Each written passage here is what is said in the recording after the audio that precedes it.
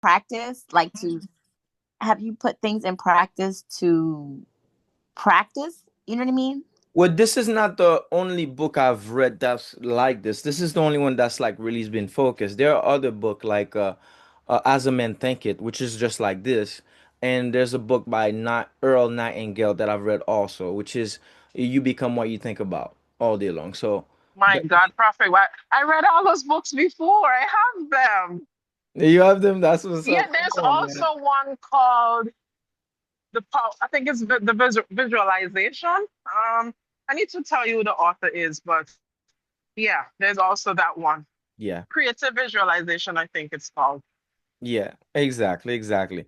Now the thing is, we're gonna go about the book about, I want just general thoughts. So I have some questions for you guys, and then we're gonna answer them together. So, as far as the book is concerned, what does like you are a creator of your own reality kind of means to you guys? So, um, let's start with Monero. Monero, talk to me. You're a creator of your own reality. What does it mean to you right now? And That pretty much we can talk real estate wise also, considering this is what we do here, you know? that pretty much means like I'm gonna incorporate it into like education because that's my industry. Mhm. But it doesn't matter if you were born like ignorant. If you want to be smart and aware and knowledgeable, you can make that happen. In the real estate sense, if you were born with nothing from family wealth, but you could die with a whole lot. It's all about what you want, and what you want can happen. So like whatever you want, you can make it a reality. All you gotta do is purposely seek out what will change your reality, if it's something you want to change, or maintain what you already have. So pretty much what that means to me is whatever you want out of this life, you could definitely get just by constantly going towards it That's and all. trying to achieve it. That's awesome. Thank you, Monero. What about you, Joy? That you can accomplish anything as long as you put the work in. That you have to put the steps to for it to come to fruition. So you're the driving force, right? So like I'll use weight as an example. We always want to lose weight, but and we know the steps to do that.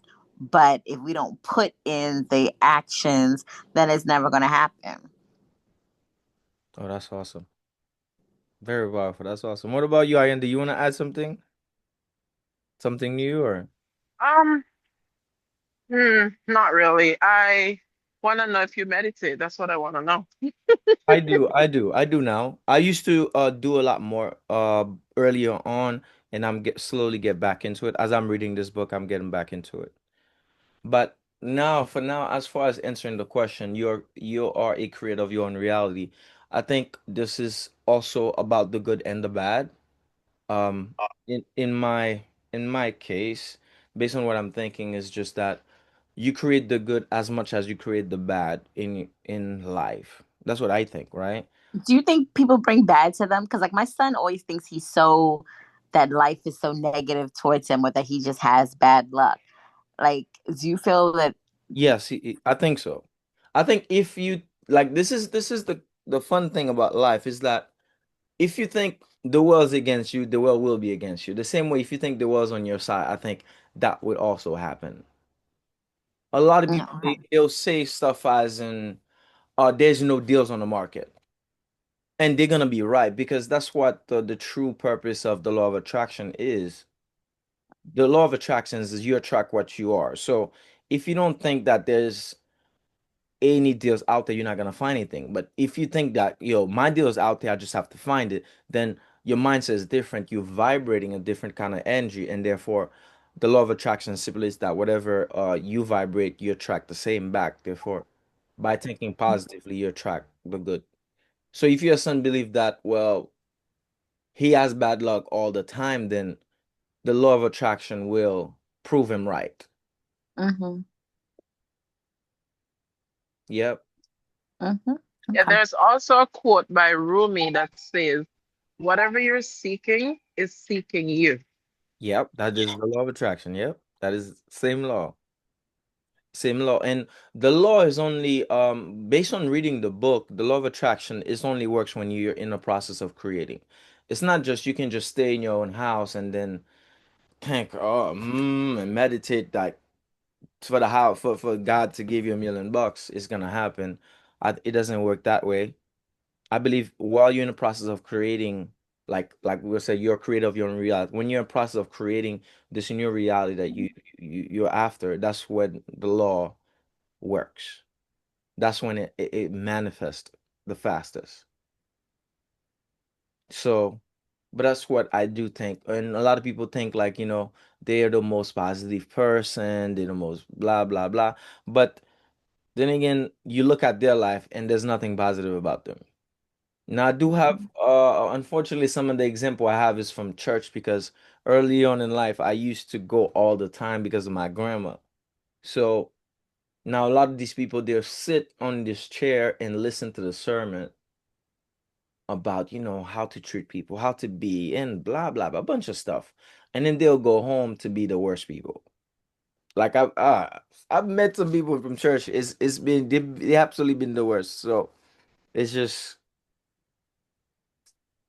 knowing the truth and practicing the truth are two different stuff. And therefore, like some of these people, the reason why they pray to God, they ask God for stuff, but then they it's not like they're changing or anything. They're not changing their habit. They don't want to change. They want to sit there and listen to a good word, but as far as creating their own reality, they're not interested in making it better. So, but I think you do create the good or the bad, so therefore you have nobody but yourself to blame for everything.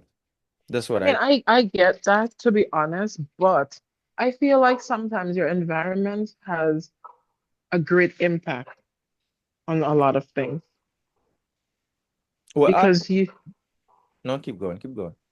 no, I was just gonna say like because sometimes people really like I know it's hard being positive and we don't want to be kumbaya, especially when you're going through a little thing or two and you want to remain positive, and then things happen, life, and then as I said, as I said, try to be positive, and then your environment could be, toxic, or it could be not as supporting, or just totally opposite to what you believe in or what you're trying to create.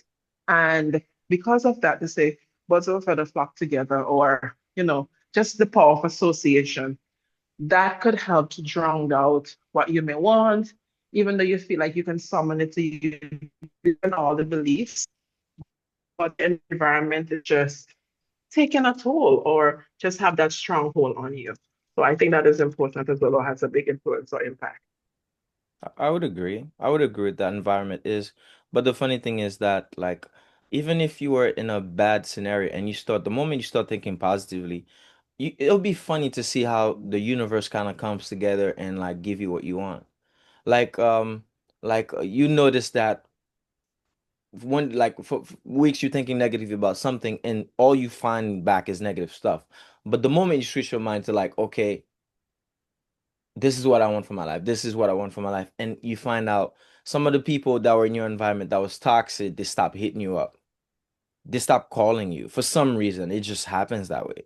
And then I was like, I'm raising, like when I first came here, I came to Brooklyn and I didn't know how to speak English. So most of the people I would speak English with were the guys on my block on Flatbush app. So these are the most people I would spend my time with because the reason why I was spending time with them because they would speak English to me because my parents at home they wouldn't speak English to me. They would speak Creole and I needed to learn the language because in the next 6 months I was going to college. So which was crazy to me, which was the nuts thing ever. So I picked up a lot of bad habits and stuff. But the moment I noticed it was a bad habit, that's like 3, 4 years later, you know? The moment I start noticing like they were bad habit, then I was starting, damn, I need something good for me. Like my mom is counting on me. My mom is in 80, so my mom's counting on me. My grandma's counting on me. And all of a sudden, these people they either they lose my number or they don't have phones anymore to hit me up. Uh, like we cannot meet for some like all the stuff that happened. Like we put up a bridge between us, so they never had to reach out to me. So although you're in a bad environment, but if you really thinking positively and you're not an hypocrite, right? because you can think positively and still behave badly. But if you're not an hypocrite, you're honest. You want positive things for you. Like it's funny how you find out like life has ways to really like twist and turn and put you in very good situations. So I think the environment, yes, but I think your mindset is the main thing. I think your mindset is 90% of the work. Once you do that, then everything else comes very easily. I've done this so many times for deals and stuff like that, and um, the most people I found that goes through this process a lot faster. Once they change their mind, is the work is light. I'm still waiting for that juiciness, Prophet. I'm waiting for that juicy testimony from you. But you reading the book too. You do have some stuff that this is No, I funny. mean like the real life. Like I want to hear because I know you read the book many times and you resonate with it and you know the experience. I kind of want to hear a kind of real life example that's where you can say, especially like let's say for deals. I know you said you just bought a property where in Florida, is it? Yeah, yeah, Is it? yeah. Right. Like, are there any can you give us like a real life moment where you full circle where you can say, okay, I could definitely see how this the manifestation, the practicing of these habits and just the whole, you know, putting it out in the universe and the atmosphere, all the practices, you could see that worked in your favor and created a moment or something. Like, can you give us something like that? Oh, of course. But the funny thing is, this is the next question though. That walks into the next question, which is, what is something you've asked for in the past and now realizing you received it? So I could Say- answer that. Can you Um, say the last part? I missed the last part. Let- Sorry let about me- that. So, what is something you've asked for in the past and now you realize you received it? Oh, got it. Thank you. so if I may, there was this other book I read, the one I told you with creative visualization. I'm eating my words. And they're all in the same boat because I told you I had this book before. There's another one I read, Write It Down, Make It Happen. And I could tell you about that too. But one of the things, like a real example, so when just like you came from Haiti, I'm from St. Vincent. I moved here when I was 30 years old with two children. My son was probably like three. My daughter was like five plus. I was like, operated like a single mom for a while because my husband just moved here like 2 years ago and came here, had to start over at 30 years old, had to go back to school, had to go to BMCC, had to like all the things when you come from the Caribbean. And I started school like exactly a year after being being deemed or qualified as a New York State resident. Went through the whole rigors, did that. Sometimes I wonder how I did that. Then I was working at this place. It wasn't really making a lot, but then it's like everybody telling me, oh, you need a good job. You need to go back to school in order to get better paid or a good job. And I'm like, are you telling me a mom, two kids, I gotta wait until I finish my 2 years before I could move from where I was? So while reading the book, I tried meditating and I read the book. I used to write like what I want, just the positive, the things. I mean, some didn't happen, but I remember one time I wrote down exactly how much I wanted to make. Let's say an example. Let's say I wanted to make $22 an hour, just an example. And I wanted to work here or wherever. Now, fast forward, I did get the job at the hospital. I didn't specify in my writing or my manifestation what position I wanted to hold. So I could have been like, okay, that's your fault. And you didn't specify enough exactly what you wanted to be doing. But I did, write and try to manifest. I wanted to work there. I wanted to make X, Y, and Z amount of dollars. So, like, as I said, example, let's say $22. Got the job, got a position, for the pay, let's say it dropped like 21.50, which if you round it up is 22. Now, it might seem weird, but I went back to my writings, went back to the moment where I knew I was actively working, like working on it, where you try to have that positive thought, try to really write what you want, try to even create the energy of it. And it did manifest. As I said, I didn't specify the position I wanted, but even whatever pay I put in my journal and what manifested, it happened. But I didn't finish school yet to say, oh, I really had to finish at the time to get a good job. So, and I feel as if, even if it may not have been the total reason. I believe that because of that process, because of that belief, it created, it put people in the right place to help make that happen. It put them like being at the right place at the right time, being this person could do this, you can send this here, and it happened. So that is a moment for me that I always go back to. Even times when I'm being doubtful, I'm like, but you did this before. Why is it so hard for you to go back, do the practice, whatever you did before, and it happened, for it to happen again? So that's just a full real life experience for me where that is concerned. That's awesome. That's awesome. By the way, Alicia just joined us. So, Alicia, the question we're going over now about the book is what's something you've asked for in the past and now realize you received it? Okay. So, Monero, go ahead, talk to us. Oh, wait, wait. Let's just Joy. Let's do Joy. Let's go back. Joy, What's the question? what's something you've asked for in the past and now realize you received it?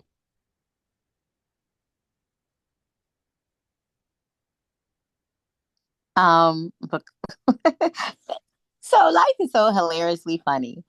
When I graduated from college, I graduated with a CIS degree, right? Hmm. When I was a little child, I used to say I always wanted to be a nurse, right? But I wasn't good in science or whatever, so like I wanted to in computer information systems. After I after I got my first job at Bank of America, I Hmm. wound up getting laid off, and I just wound up staying home with my son because my son was like 8 months old when I got laid off from Bank of America. And so what I was doing then was throwing newspapers in North Carolina. Like it was easy. Like you just get up early in the morning, throw the newspaper, he gonna be in the back car, whatever. But one Sunday it was raining. And if you know anything about a Sunday paper, them Sunday papers are heavy. It was raining. And the car I have is like a little Toyota Tercel. Them papers were heavy and it was raining. And I said, I'm going to nursing school. And I did that. I became a nurse. But it's funny because when I was a child, I used to say I want to be a nurse. So it was like a full circle thing. But I had never thought about nursing ever again. It just was when I was throwing them papers on that Sunday morning and it was raining and the papers were heavy. I was like, I'm going to nursing school. And I did it. That, So that's awesome. that was it. That's awesome. What about you, Monero?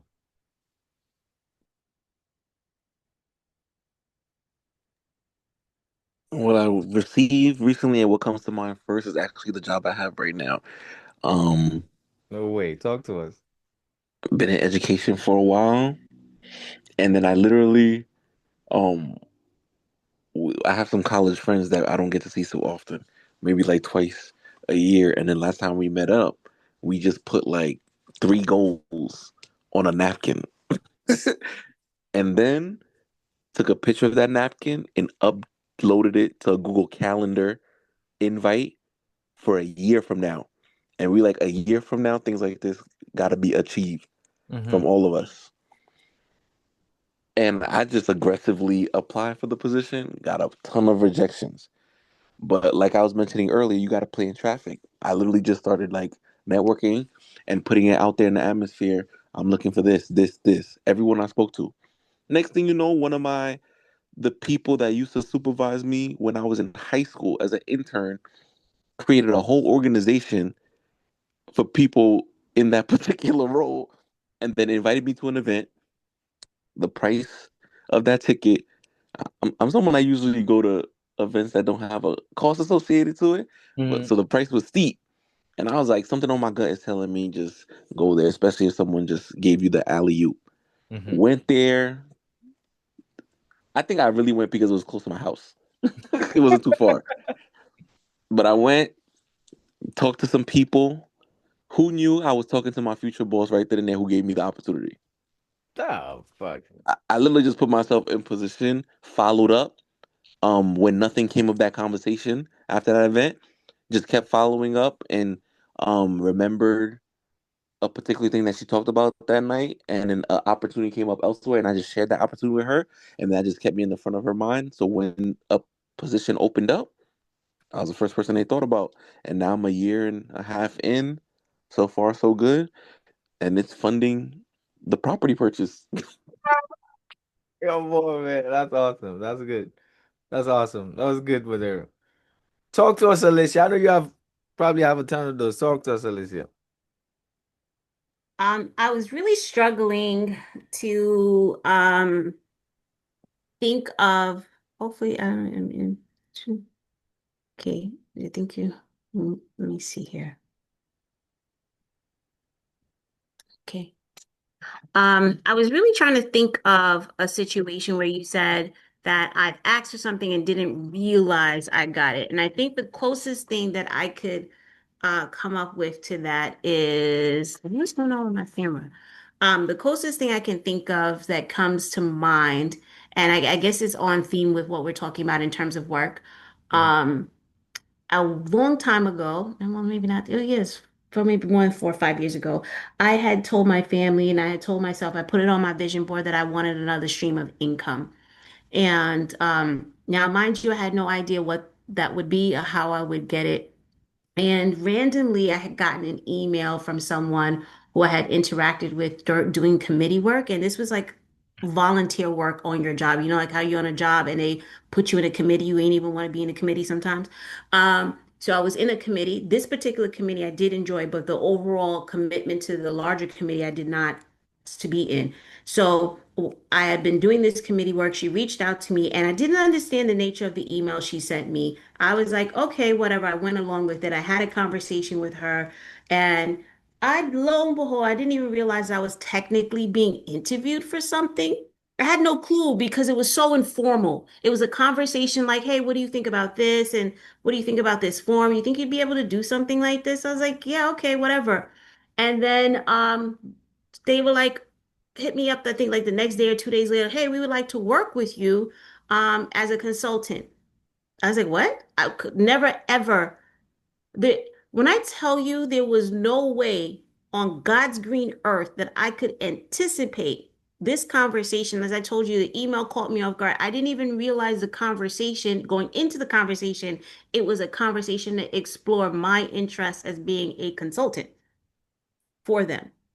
And similar to Monero, this ended up being the money that helped to grow expeditiously my savings towards my purchase. And more interestingly, similar to Monero, is the person who was one of the deciders in this whole situation. I had in a very lengthy conversation with her on a train ride that I was coming back from a conference for work. And I had taken, I don't even remember the whole conversation. I just remember being very intrigued by this woman and just sort of her story about how she started up this program and like her personal life and her decisions. It was really inspiring. We had a great conversation. It was like maybe a 4 or 5 hour train ride. Wow. 4 or 5 hour train ride. We were coming from DC back into New York and we were talking chatty. I had not spoken to this lady in however long. I ran into her at a conference, maybe like some other point in time. I ran into another conference, and that was the extent of our conversation. When this consultant opportunity came up in their organization, my name apparently came up. And the woman who was at these committee meetings, I had limited interactions with her. So for the fact for her to think of me as an option, I would never have it would never have crossed my mind, right? That someone my name would be in a room unbeknownst to me, and to be considered for the consultant role. And so, I mean, I had prayed for it and I had not even been pursuing, to be honest, I hadn't even been pursuing actively, options for second work. I did not have a slightest clue of how I would obtain that. I didn't. And God presented to me. And it's so crazy because it was so crazy to me that I actually was talking to my sister, like, is this the devil? Like, is somebody playing a trick? No, seriously. No, my sister was like, is there something wrong with you? Because it was too good to be true. Like, it was so bizarre. I was like, wait, is this the devil? And my sibling had to really like talk me off the ledge because I would have like, sabotaged this myself. I would have sabotaged this myself. And then I want to add, I don't want to take up too much time. I also want to add, if you remember, I don't know if we talked about this, Prophet. Do you remember when I was boohooing on stage at the conference, right? Um, Oh yeah, I was there. I was there. I was there. I was there. Were and you? about, But not you didn't get booed up. You get like booed, or you were, able. I was boohooing. I was boohooing. You were Full able. out. Pull out, right? Boohooing, right? Okay. And I was going through the things, right? And it took me a long time to piece back together, my confidence to go back out there and look for a job. And last year, I had started to lightly put out feelers. When I say lightly, I mean literally lazily sending out one to two applications. I didn't even know what I wanted to do. You understand? All I know is I wanted to get the hell out of Dodge. And I felt like I wanted to leave city government. Like I had enough with the place I was in and I wanted to change of pace. All I know is I wanted to be, and I already know what money I wanted to make. People had been coming to me on the side because they understood the plight that I had, specifically as a Black woman in leadership. And people were trying to give me other things. And I said, no, God, I asked God for X dollars, for a certain amount of dollars I had asked for, and to be of greater service. I asked for two things. I wanted to be of greater service and I wanted to make a certain amount of money. I saw a job. I didn't put much thought to it. Not, and I don't want to sound bad, like, because I was just like in a disconnected space. And I was like, oh, I looked at the job and I said, hey, there are probably like three areas of this thing that I know. And maybe there's one or two things I don't know here.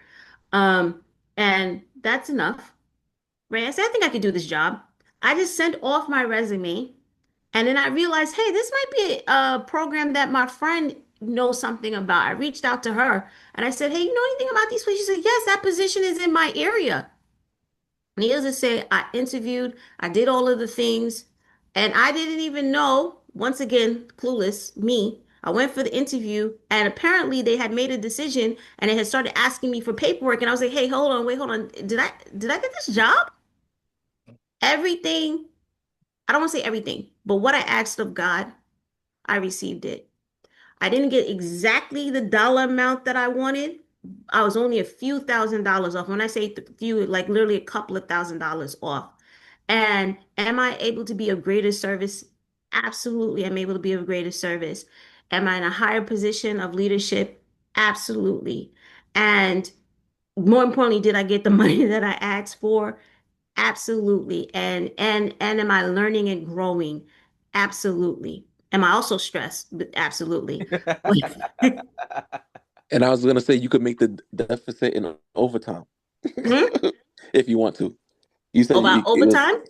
if you want to, yeah. There's no overtime as a manager, zero overtime, no pay, salaried.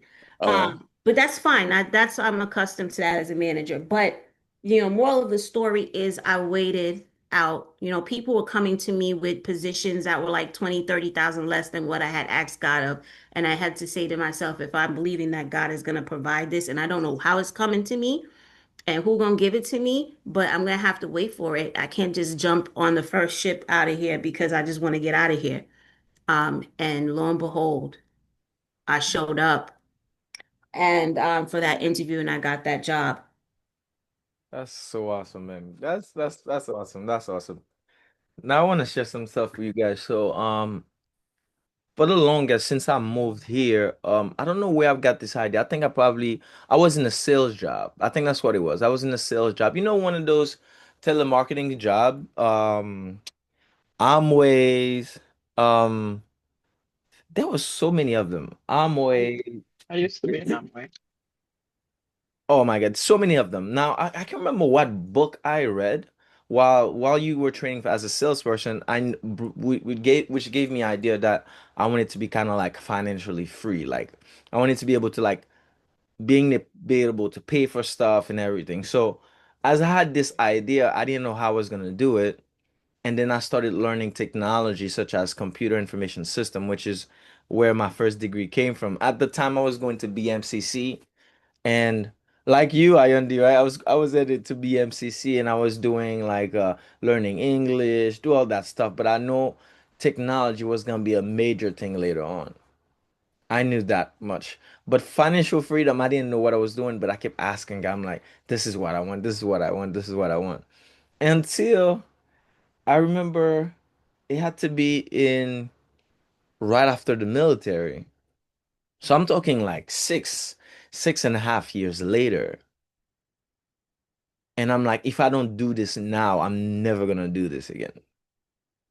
Like I'm like, I'm never gonna do this again, right? So I'm like, I'm looking into things. I'm looking like Robert Kiyosaki because I already read the book, so I knew real estate was the way, but I didn't know how real estate was gonna be the way because most people when they talk about real estate, they're talking about 12 unit, 15, 25, 30. So I'm thinking that's it. I'm thinking to 30. Then when I started doing the math, I'm like, damn, I'm too broke for this. So the most interesting thing happens as I'm thinking about it. I was doing online sales at the moment, like promoting like Shopify stuff for one of my friend's business. As I was doing that, I was making some money, but it was fine. Now, as I'm doing that, and then Julian course came up. I'm like, I already know about real estate. What the hell this guy's gonna teach me a bunch of stuff? And my mind keep telling me, just take it. Like it's at the time I think I paid maybe 1,500. It wasn't at the 3,000 it was before. So and the post came up first, and I'm like, nah, I'm not doing that. But based on what I've been doing, I've noticed that a lot of people that are successful, they take the course. And then my mind told me, like, what do you have to lose? It's just 1,500. Although you read book about real estate, blah, blah, blah, just take the thing. Because at the time I'm looking for property. I'm looking for property. I'm like, there's nothing on the market. This market is crazy. I put offer on a house and failed multiple times. So I'm thinking this is stupid. Whatever. So I kind of lost track of it. And then the course came up and I took it. I remember I didn't even finish it because I went maybe two, three classes and then it just clicked. I'm not, no BS. I'm like, it just clicked for me. It's just like, oh my God, I need to take baby step into doing this while my mind is all like 12, 15 units. I'm like, I could do this. And then the moment it clicked, and I'm like, I didn't know I was looking for it. And now I knew exactly I had the goal. I'm like, financial freedom is near. And also I had the training for it. And also I had the step-by-step process to go about it. But I didn't notice like this as I asked the question, I'm thinking about it. This didn't make come up to me until now. I wrote the question earlier, but I didn't think about the question. So now I'm thinking about it. I'm like, bro, this is crazy because this was a few years back. And I'd had this thought prior, like prior to the pandemic and all that stuff. Your boy Prophet would have been sitting on quite a lot of equity at the moment. But I asked God for it, and He already gave it to me, and I already worked on it before I knew. So this was pretty interesting. Now I do have another thing I would like to share. So as you guys know, I'm very about like when you go somewhere, make sure you own the spot. Make sure like you're a owner and not a renter. So now as I am a little bit like maybe rough around the edges with you guys, I'm very like, let's do this, very positive, very like in your face kind of thing. I'm way worse with my own family about this. So my sister for the longest since we had the house for the longest, I'm like, if you want to move to another state, you got to make sure you are a owner instead of a renter. What I'm talking about is owner ass about it. I'm on your guys' ass for stuff like that, the same. So I'm way worse for her because her numbers like easily dial on my phone. So um, I was like, ain't no about like, I'm like, Jesus Christ, like I cannot. I got so much into it that we actually fought about this. She's trying to tell me, oh, this is my life. I can do what I want. Anyways, she talked a bunch of stuff. She argued so much that I kind of let it go. I let it go and forgot about it. I'm like, and I kind of asked a deep thought in my mind, like it would be so much better for her to do that. Anyways, I kind of like let it go, and I went on to go to NYU, whatever. On the day of my graduation, we had this event at this rooftop or whatever, and one of the my classmates, like he's friends with me, and one of the stuff he has is like at least he has above 300 unit. You never know because he's very calm. He's not wearing no flashy stuff. He's like, he doesn't even have like flashy watch, like one of those $200 watch. So it's pretty simple. And as they were on the table with us, and my sister started conversation with them on the table. But I didn't tell my sister that, but I'm kind of tell like my sister, there's people that are like 10 years younger than us or 5 years younger than us that have multiple units. So it like if they can do it at this young age, like what are we doing wrong? So, anyways, so as I'm telling you, I've been on the house for years now. Understand? I own this house for years now. Now they had this conversation, in which case that's how I presented to my sister. I'm like, oh, this is such and such, and he's interested in doing multifamily and already have 25 units. I told her that and I left. Cause I'm drinking, I'm drunk by the time. I'm really fucked up. I'm gone. Like I'm gone. So I'm like, after I presented beers, his mom, blah, blah, blah, I'm gone to drinking and taking shots or whatever. And then but I saw them sitting the whole time. They were talking the whole time. They were the whole time. Anyways, I I kind of let it go. We went home, blah blah blah, whatever. Now the next day, I'm talking the morning of, because we went Saturday. The next day, it was on Sunday. Now the thing is, if we already fought about something, I'm not gonna start this conversation with you. It's just there's no point in it, right? There's no point anymore. So and then she just sat down and then she's like, brought my mom to the room, kind of, mom, come here, blah, blah, blah. I'm like, what the hell you guys want?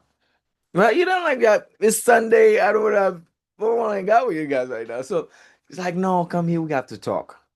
And then they start asking me, my mom started with how much she would need to buy a house. Now I'm like, why are you asking me this kind of question? What is going on? No, no, seriously, it's like, well, how much do we need? Now I'm doing the math. I'm like, yeah, maybe 20 to 30,000, blah, blah, blah. I'm running my shit. But it's, you know how sometimes you feel like that you're in a setup? Somebody's setting you up for something. I'm sitting here very, come on, how you say this? I'm suspect. I'm like, what's really the question here, you know? Now my sister sitting across from me, she's not saying nothing. Because remind you, we fought. When I mean we fought about this so much, like it was bad. So and then she said, and then she said, now she's slowly creeping into the conversation of my mom and I like talking about buying a house. I'm like, Mom, what are you thinking about buying a house? It makes no sense. And then she creeped into the conversation talking about, oh yeah, this house, blah, blah, blah. And I'm like, what do you want? Because me and my sister, I don't want to talk about house with you anymore. So what do you want now? It's like, no, I was talking to your friend and your friend has 300 units. Oh my God, blah, blah, blah. And she went onto the whole spiel on how he bought this, how he bought that. And I'm just sitting and I sitting quiet. And I told them, okay, and what's okay with what? And then they started laughing. Both of them started laughing. I'm like, what are you guys laughing about? Like, talk to me. And it's like, okay, I want to buy a house now. I'm like, get the fuck out. I opened the door and I walked out. Listen to me. I opened my mom's door and I walked out. I'm like, no, I'm not having this conversation. My mom is like dragging me back into the room. I'm like, no, I'm not having this conversation. Yeah. It's like, no, we're serious. We're serious. We're so serious. Blah, blah, blah, blah, blah, blah, blah. So I went through the process with her. Okay, how much you think you have now? Blah, blah, blah. I kid you not. She made the decision. I want to buy the house today. Over the next few weeks, she qualified. I sent her a loan officer and we interviewed another one that was in Tallahassee, Florida. She Now, as we're doing the process, now I have to analyze deals here and I'm analyzing deals over there. I don't know how serious she was, but she started sending me properties. And as she's sending them, I'm putting them on a sheet. I'm putting them on a sheet. And then we found this one that she liked. She knows the area. I asked her a bunch of questions. You know how I am. So I'm like killing her with questions. And she get pissed sometime, but she got to understand she needs to do this. And then we find the house. Within 45 days, from the time she said, I want to buy the house, from 45 days, we found the 4 unit. Like I've been telling you guys, if you have the opportunity to buy a house, you want to go max. You want to max it out. Like 4 unit, 3 unit, 4 unit, go crazy, right? So we found this 4 unit in Tallahassee. I analyzed the deal. The guy used to be a military, so he was so interested to sell it to us. And then we ended up buying this one. 45 days, and she closed on the first property. And the whole time, she could have been doing this. Like when I tell you she could have been doing this, she could have been doing this. When the interest rate was 2-3%. So the moment she decided, like she saw the example of this little 25-year-old talking about 300 unit as a businessman, and now she has business fever. And then she decided, like, okay, I want to buy it. And when I tell you it was the easiest process, I don't know what to tell you guys. I'm talking, she saw the house. There was not much competition on the house. There was nothing going on. We picked the house. We gave him the offer we wanted to pay for the house. And then we closed on the house. She got a 4 unit property. 4 unit. Yay. 4 unit. And But it shows you too that people have to be ready, right? Because it's not about ready. It's not. So what do you think it was? What do you think The power he of the said decision. differently? The fact that he wasn't you. You know what I mean? Sometimes when you're too close to people, they can't see. But no, it's not even that, because I've done this in front of her. I think it's the power of the decision. The fact that she made the decision, Yeah, everything just conspired. Yeah. yes, that's what I'm going Everything with. aligned for it Yeah, to happen for her because she it's made that decision. it's the decision. It's not really like making sure you're ready and stuff. You need to be ready to do this.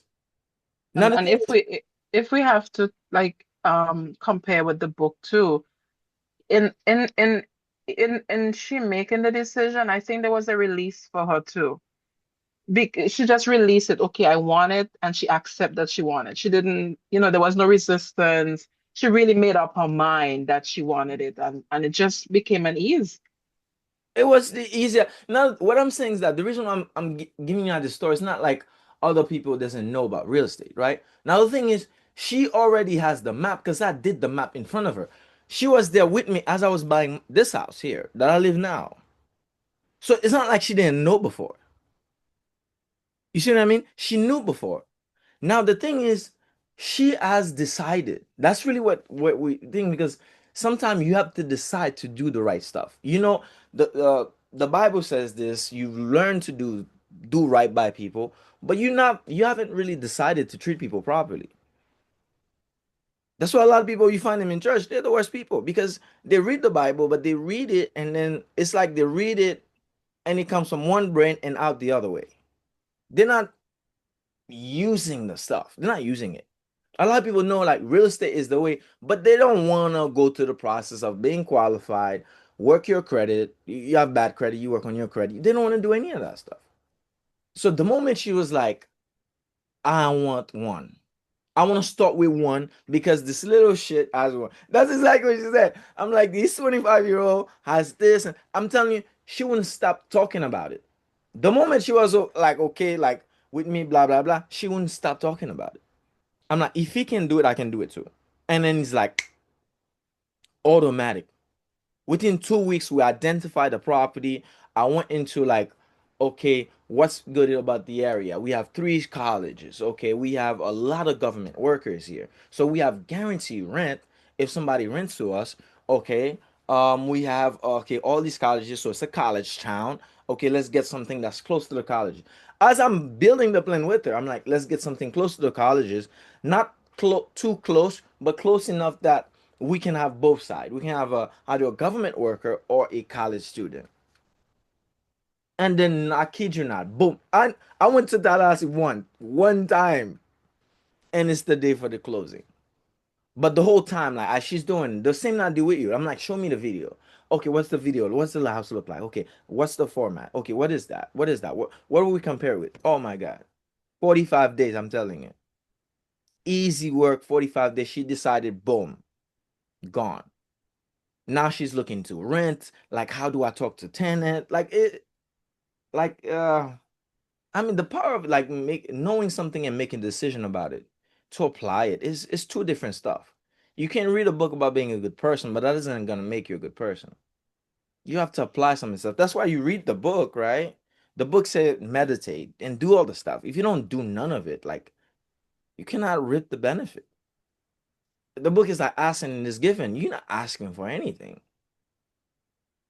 Just wish, blah, blah, blah. But some people do are asking. You know, you ask for stuff, you ask for stuff. And the thing is, once you get some stuff, then you ask for more stuff. Because that's enough for everybody. You ask for more stuff. You buy your first house, okay, you stabilize the asset. Okay, when is the next step, you know? So man, I've read multiple books before. That's what I knew we were gonna do this the moment she changed her mind.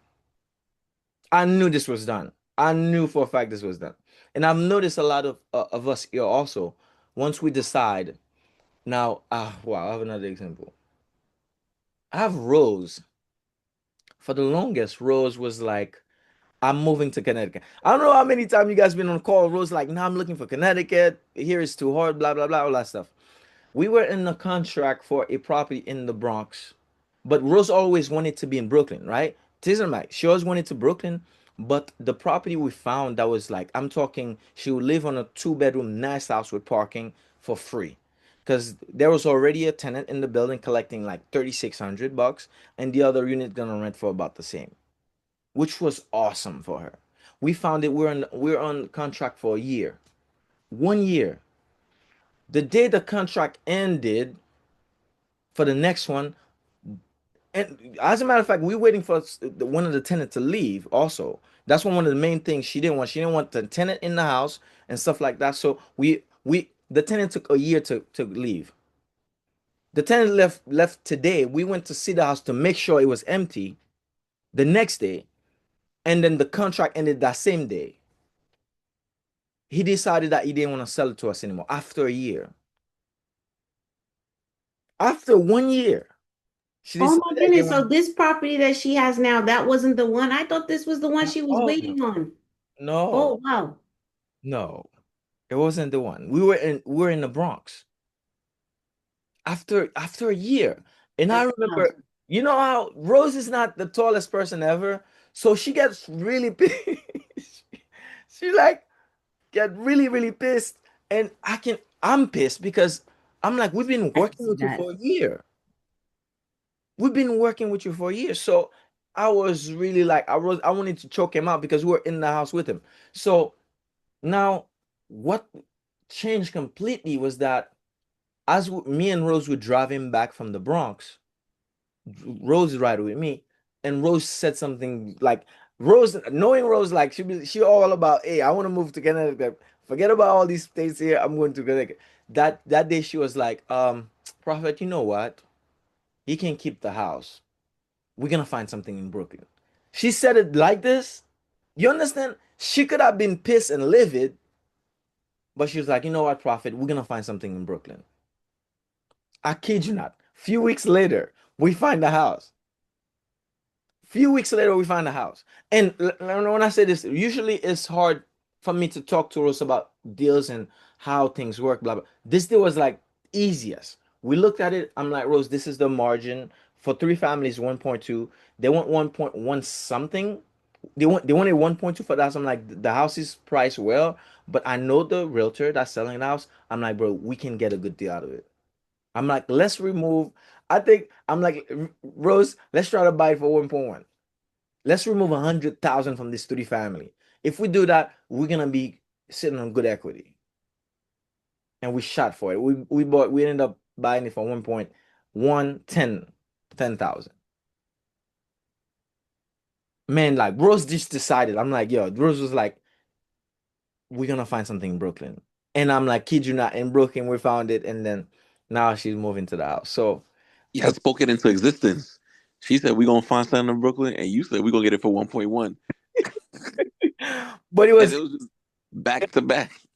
it was amazing because like no, usually me and her we fight about the price.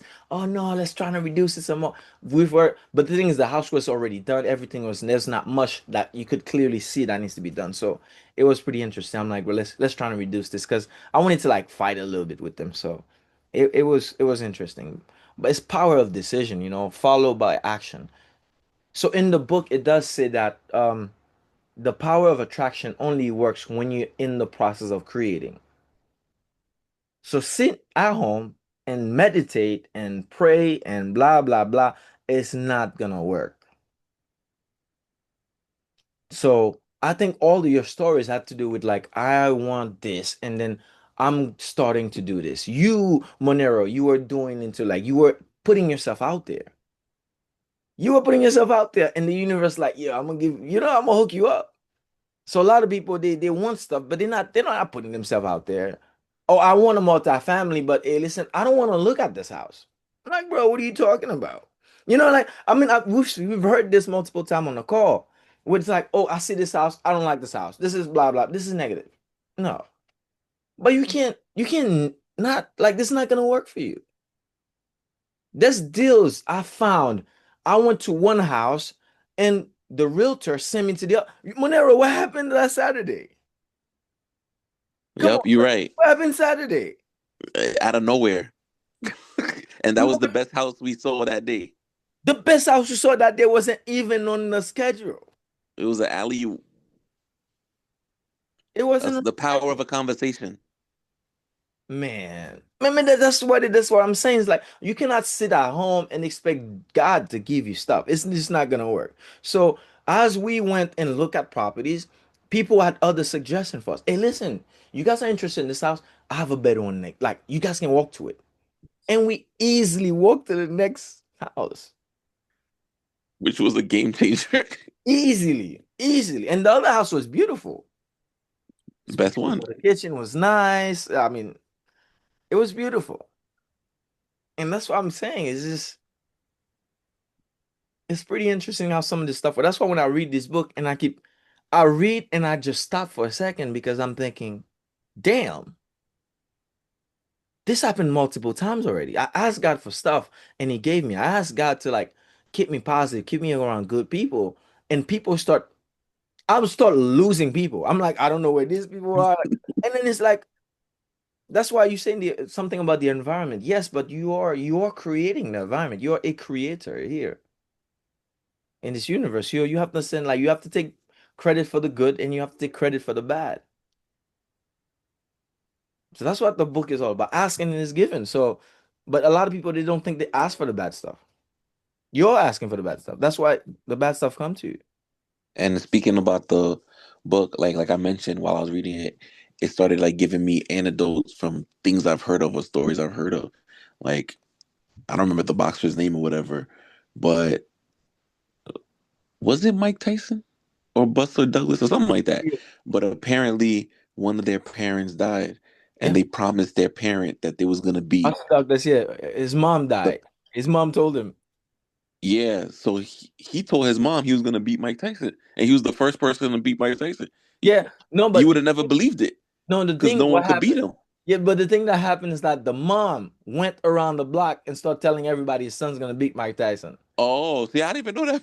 So yeah, he had to show up now. Mom said, "Hey, you're gonna get your ass whooped." So you know what I mean. But that's a little bit of belief also. It's like you have something to prove.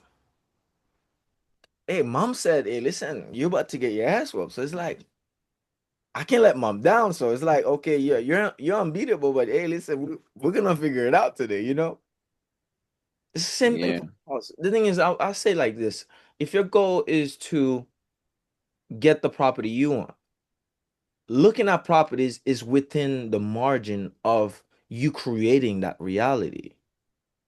You see what I mean? It's within that margin. So if you're looking at a property you don't like it, you don't like it. So this is a good thing. I don't like this house. Perfect. Now you're going to the next one. We look at the house we looked at before, right? Damn, I don't like this house. We both can agree, yeah, this house is worthless. This is not, nah, this is not it. We're not, these people are crazy with the prices. And the guy was like, oh yeah, yep, I think you guys might like the house next door. How we not being in the house, in the vicinity of the building, how are we gonna know the other house? It's no way. That's why I you always got to put yourself in position. Yeah, that's why I always encourage you guys like put yourself out there. That's what you're doing. You're looking for a house, you put yourself out there. You're looking for a job, you start sending stuff out there. You going to that meeting, you going to this place, put you in a room with these people that like they're looking for you, but they don't know you're there. So if you stay at home and pray to God, it's not gonna happen. So, which is pretty interesting, which is very interesting. Wait, did everyone finish the book? Now, a lot of okay, so yeah, good question. But some people are in the 25 to halfway point of the book. So Okay, I only got 25% done. yeah. Yeah, and But some I people plan understand. to finish, but I plan to finish it. Is Yeah. this part one of the conversation or Well, this the thing the is, so conversation? I'm asking you a few questions and stuff. I'll have a presentation for you guys. I'm working on the presentation. So, but I have like I have like notes. Like I don't know if you guys can see. Maybe you can because the I thing. see paper. Yeah, I don't I have have any notes notes. notes on this book. So like but there's a lot of stuff in the book that I know myself like I've a problem of like or I've not truly applied fully. So the meditation stuff, sometimes I meditate, sometimes I don't. So I do need to work on that. There's so much stuff for me to work on. So and I'm sure after you read this book, like you find yourself like, oh my God, I should be doing this, but I'm not.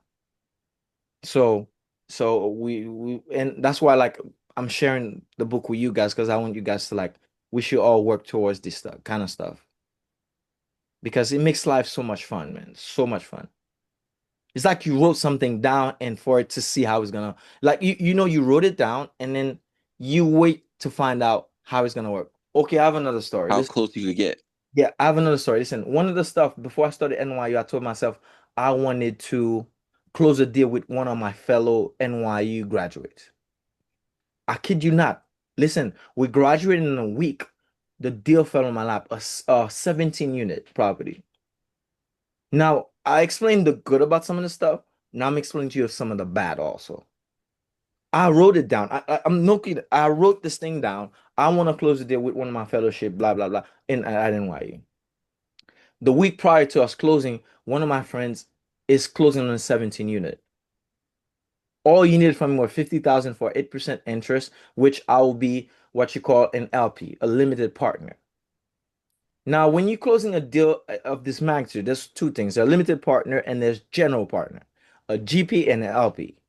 The general partner is like the person that managing the asset on a day-to-day basis. And the LP is more of the financial providing the capital. Everybody here with me or Following. yeah, okay. So that's Following. so when you're making these big deals, right? You separating this kind of stuff so that we're not stepping on each other's toes. Everybody has their own responsibility. I bring you the money, you make sure the asset is doing what the asset is supposed to be doing in the business plan. Now, the business plan for me and you, so you guys can see where I'm coming from, is the Excel sheet. Okay, the Excel sheet is the business plan. Okay, when you go to the Excel sheet, you finance, expense, income, blah, blah, blah, that is your business plan. Okay, so we make sure that the business plan. Now they have waterfall model, which is like, okay, as an LP, I put this amount, this is how much I get back based on the positive cash flow that come from the property. Okay. Now I told myself, I wrote it down. I wanted to do blah, blah, blah. And I kid you not, like as I was studying for the school, disconnected with some of this teaching of mine. Some of the stuff I taught myself, such as, understand that when you put stuff in the universe, like pay attention to what's going on so that you can understand, okay, I knew this was going to happen because I wrote it down already. Now, the thing is, I felt in my spirit that I needed to be doing this, and I didn't. Let me say this one more time with you guys. Your boy didn't invest the 50,000 into this asset. And it's not like I didn't have the money. Why did you not invest? I didn't because like I said, I was disconnected with the with my own stuff. As I was studying all the material they had, I really disconnected with some of this teaching because the thing is, just because you know, oh, you're supposed to treat people right, you don't always do it. Sometimes you can, I don't know how it happens. Like it's just you kind of forget about some of the stuff. And at the time when he was closing the deal, I just came from Dubai at the time, doing school stuff.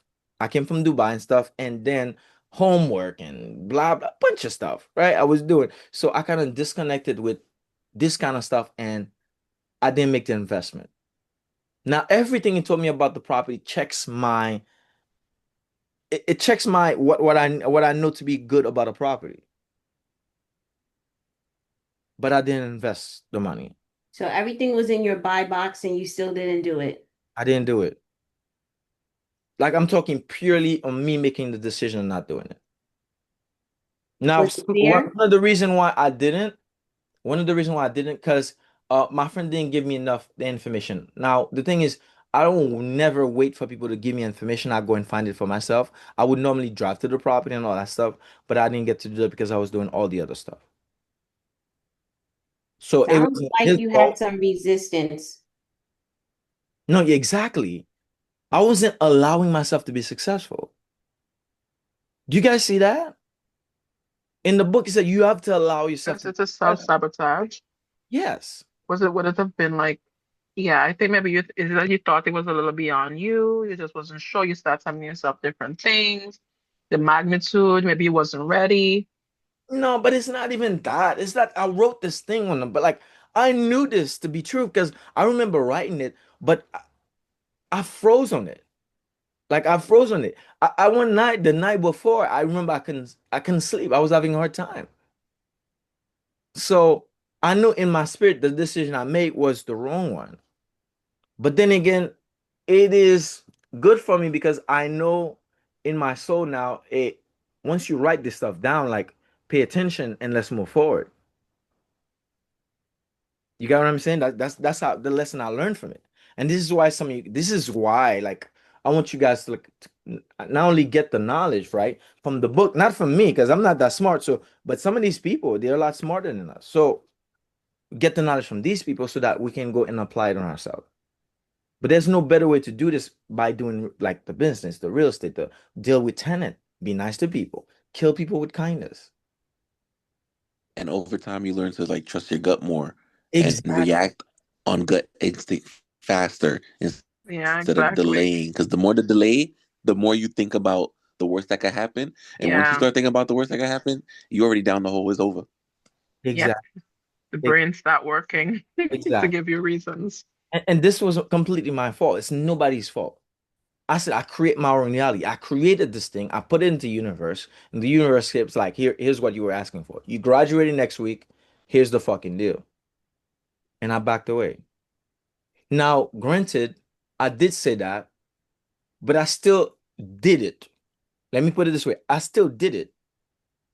I still helped one of my fellow graduate help out with their deal, and I'm still doing that today right now.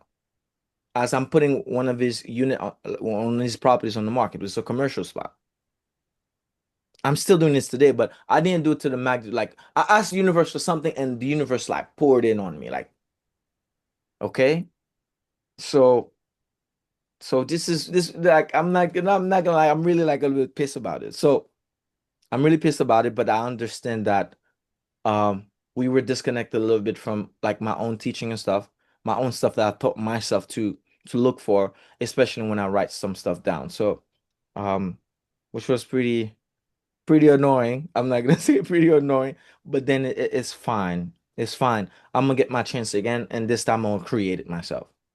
This time I'm closing on a fucking a crazy commercial deal and stuff like that. So, You are, or you are talking it into existence? oh no, but I already wrote it down, so let's get it. You know what I mean? But I also understand that like I know some of you guys may be thinking like after this first house or whatever that's it. I'm here to tell you this is not it. No, after the first house, I'm ready for my first house because I'm ready to get on to two, three, four, five, six, seven, eight. Yeah, this is not it. This is not it. Now, the funny thing is, I would like to tell you guys this. Like, I know it may be a little bit mind killer, maybe, but we're playing the small game here at the moment. Sounds like it. No, but I want you guys to understand, like, this is a step-by-step process. This is a step-by-step process. We're taking small steps towards where we're gonna go. That's one of the lessons I learned from taking Julian's courses. We don't have to go straight into 15, 17 unit. We can do three now. We can do twos now. We can do like whatever now. We can keep doing four all the way. We're taking small steps towards like where our goals and stuff. That's why I'm saying you don't need to be too crazy, save all this money for stuff. You can save enough and then go after a four unit. Go after a three. Make sure the numbers work. Make sure your business plan is solid. That's why we're all here. That's why we're all here. So that's what I'm saying. We're paying small then, but like small step, boom, we're gonna We finished the race. So now talking about allowing you to be successful, how comfortable are you with the idea of allowing success instead of fighting for it? Hmm.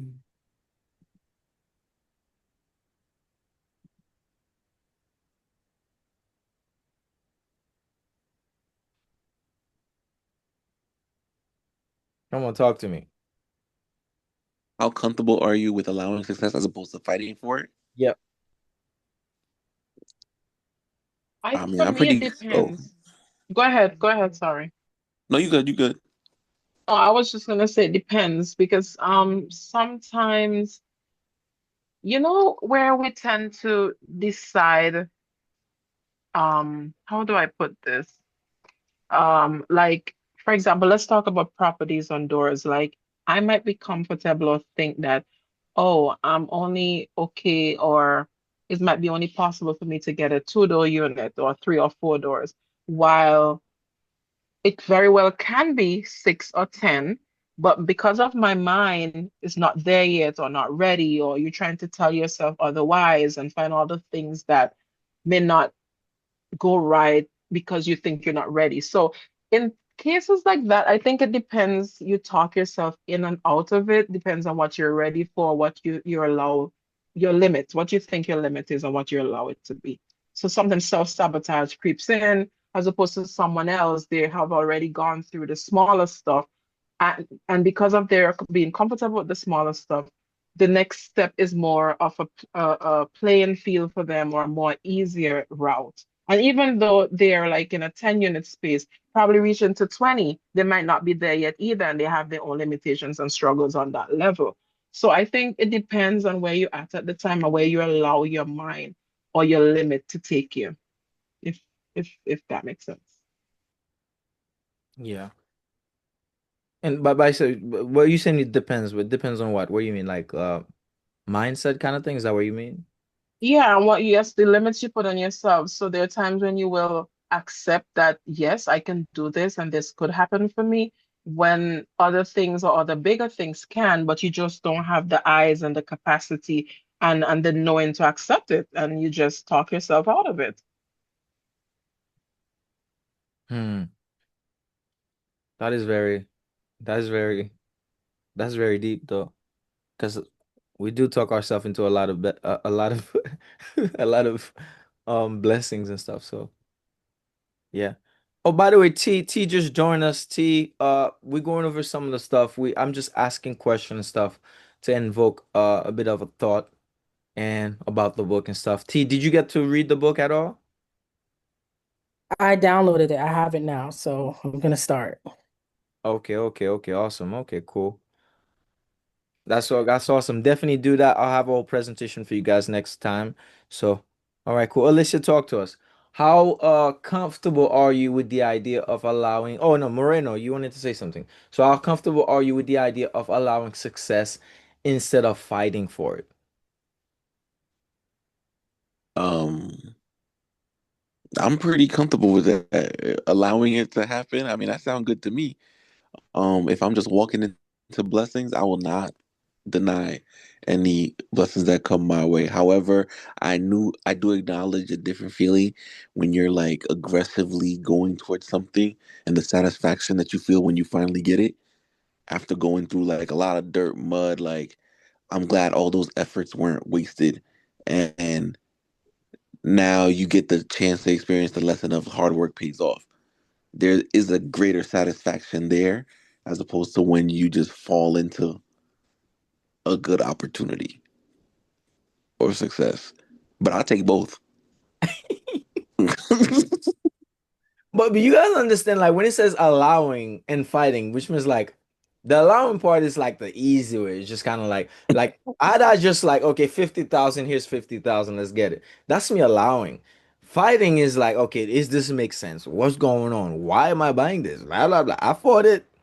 I fought it. So I fought it, but not in a very good way. So No, I Joe, see what you're saying. yeah, I fought it. It- Nah, it- I fought it. He said I allowed myself at the beginning. But then I'm like, okay, this is too easy. It can that's bro, listen, I'm like, this is too easy. Calm the fuck down. Okay. So anyway, so go ahead, keep going. Alicia, talk to us. And I'm processing your question. I'm a process kind of person, and I find, and I don't know if this is answering your question, I feel like I'm experiencing that now. I'm really, really struggling with this journey. I'm at a point, and we've talked already at length about this, Prophet, at a point where I'm burnt out, I'm tired, and I feel like I have been in my fight for my life to make this happen, fighting against myself, fighting the process, and I feel like I'm not doing a good job at it. And I think as I was reading the book, up to the 25% that I did, I was asking myself, I'm doing all of the things, the creating, right? Like I'm going out, I'm looking, I'm analyzing, I'm making the calls, I'm trying to remain engaged, I'm analyzing deals, I'm putting in offers, I'm doing all of the steps. But when there is a break, and it's not necessarily always intentional, right? Like sometimes there's nothing of interest that comes online, um, the doubt creeps in, and then I'm fighting myself. Even with the most recent offer that I put in, that I was actually more upset than I anticipated, um, I was going to be once I lost the offer. I had resistance within myself because it wasn't the vision that I had outlined for myself. And I needed to like sit with it, because it was a pivot. I hadn't put in for new construction at all since I've done this journey. I was so focused, and sometimes I can be very concrete in my thinking, and I can lock into something. When I say I lock in like a pit bull, like I clamp all the way down. I'm all the way locked in. You can't get me off of it. And that can be good and it can be bad. And so I wasn't able to see the thing in front of me. I had a lot of fear, a lot of anxiety because I've worked so hard to get here, and there is not like when I say there's not a safety net, it's not that I don't have resources. It's just I'm in it on my own, right? Like it's not like I have a partner with me doing this. And so I was wondering, like, as I read this book and when you're talking about fighting for success, like I really feel like I'm fighting, I'm putting everything into it, and to the point where I'm exhausted and I'm beginning to question, is this the right journey for me? Because like, I'm not saying it should be easy, but I feel like I am Atlas, you know what I mean? And should it feel like this? And there are other things where I don't want to say I had a sweatless victory, but just even talking about this job, and I don't want to minimize this because, obviously I competed against people, but I literally, and I'm not bragging, but I literally had a different mindset. And that's not the first time in my life where I've went into an interview in a job. And I'm not going to say I had the fuck it's, but it was more like, okay, I'm just seeing this out. And it's not that I didn't want the job. Like, I'm not trying to minimize anything. I just went in on a more like free spirited type of situation, right? And I didn't even know that I was getting the job until I was getting the job. Like I was like, wait, hold on, you giving me the job? Like, is this what this conversation? Like, I didn't even know. They had to like literally call me to clarify that they was offering me the job because I was like, you're asking for a lot of information. What's going on? Do I have the job? And it was like, wait, you didn't know you had the job? And that's how like it. And I was just like you, like, wait, this is too easy. This is too easy for y'all giving me this. Right, but here I am, Atlas, in this real estate experience, and I don't even know how long I've been doing it. It's too long. And the same thing, like I'm fighting for success versus, and I know that everything is not going to be easy, but I am definitely questioning that. And I'd rather, but even when I do have things that are easy success, it's like what you said, whoa, this is too easy. Like, is this real? Like I told you with the situation with the consultant work, I really thought the devil was out for me because not only was it too good to be true, it was such an informal conversation. The amount of money they were offering me, I was like, wait, hold on, is this real too? Like, where they do this at? I didn't even know how to value my work. And as I think through these things, I realize a lot of that is about my own insecurity. It is doubting myself. And it's easy for me to pop some shit when other people challenge me and question my worth, then I can, of course you want to defend yourself. And of course, no one's going to be like, yeah, you're right, I'm horrible. No one's going to say that in the face of other people, but in your own time, in your own mind and to yourself, the doubt comes in, the fear comes in, the anxiety. And I have a thing about failure. Like I'm sure a lot of people do, but it's like I have a fear about failure, but I have a deep, deep rooted fear about poverty.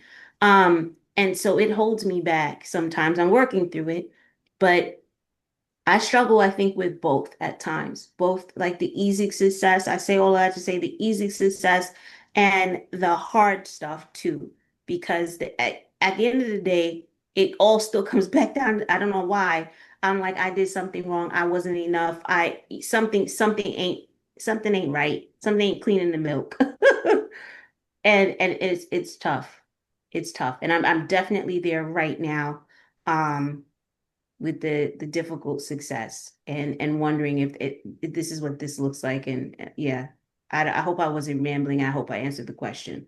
No, I believe you did. You did. And we all know you're a fighter, Alicia. We all know you're a fighter. And Yeah, but boo, I'm I'm exhausted. I need to yes, rest. Somebody I'm else needs to God take the case and leave the pillow. I'm just the same though. And the funny thing is like you know sometimes when you hear people saying that everything they just touch like everything they touch turns into gold. And that was I didn't you, sound to Alicia. that person. No, no, but that was you on that interview. That was like that was confidence. Like I'd have been connected to what I usually do, which is reading some of these books and going over it. I usually read the books multiple times. So I'd I had this mindset of like what I know to be true. Then I would have known that this is me here. I'm creating this. This is mine. So I would have known that. But it dawned on me a bit later after the decision. And it wasn't later within weeks. It was later as if in the morning. The moment I decided that evening, that evening I knew. So, what about you, Roy? Talk to us. Joy, talk to us.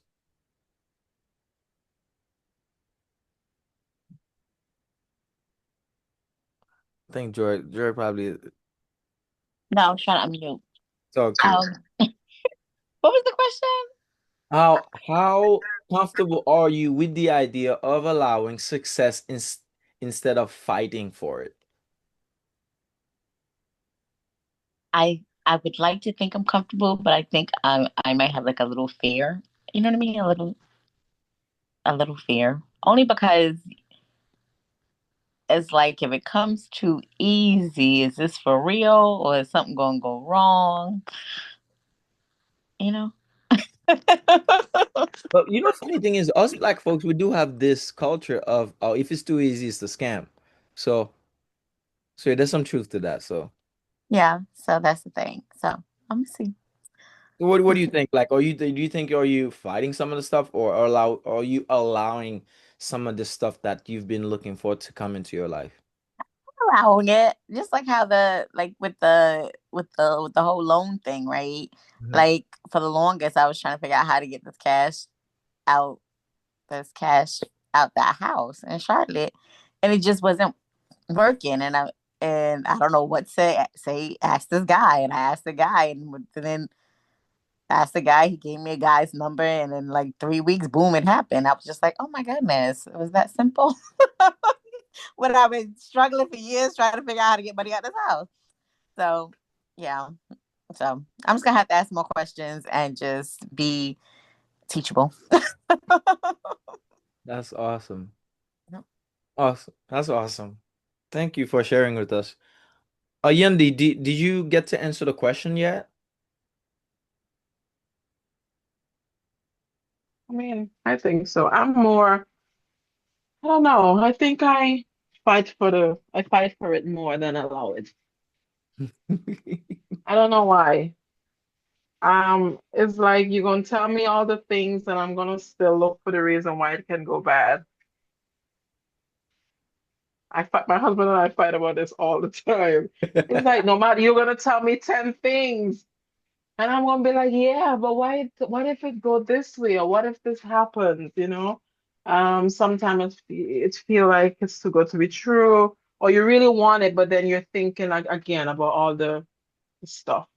So I always feel like, nothing should happen easy, and there's always a fight, and there's always should be the struggle. I'm working on it though, but Do you feel I, like the older you get, the more guarded you are? Like, do you feel like when yes, you're younger, that's what it is? Like, cause yes, my dad told me not to buy the house I'm in now. My dad told me not to that is buy it. I was true. like, Daddy, I'm buying this house, and I bought it, right? But it's like as right, that was 12, 13 years ago. It's like Yeah, whatever. But as you get older, it's like you're more fearful. yep, Like I don't know what it is that makes you yep, like more hesitant. Like, oh, that's gonna be a scam, or this can go wrong, or that could go yep, wrong. yep. So I feel like the younger you are, the closer you are to being free and adventurous and taking more risk.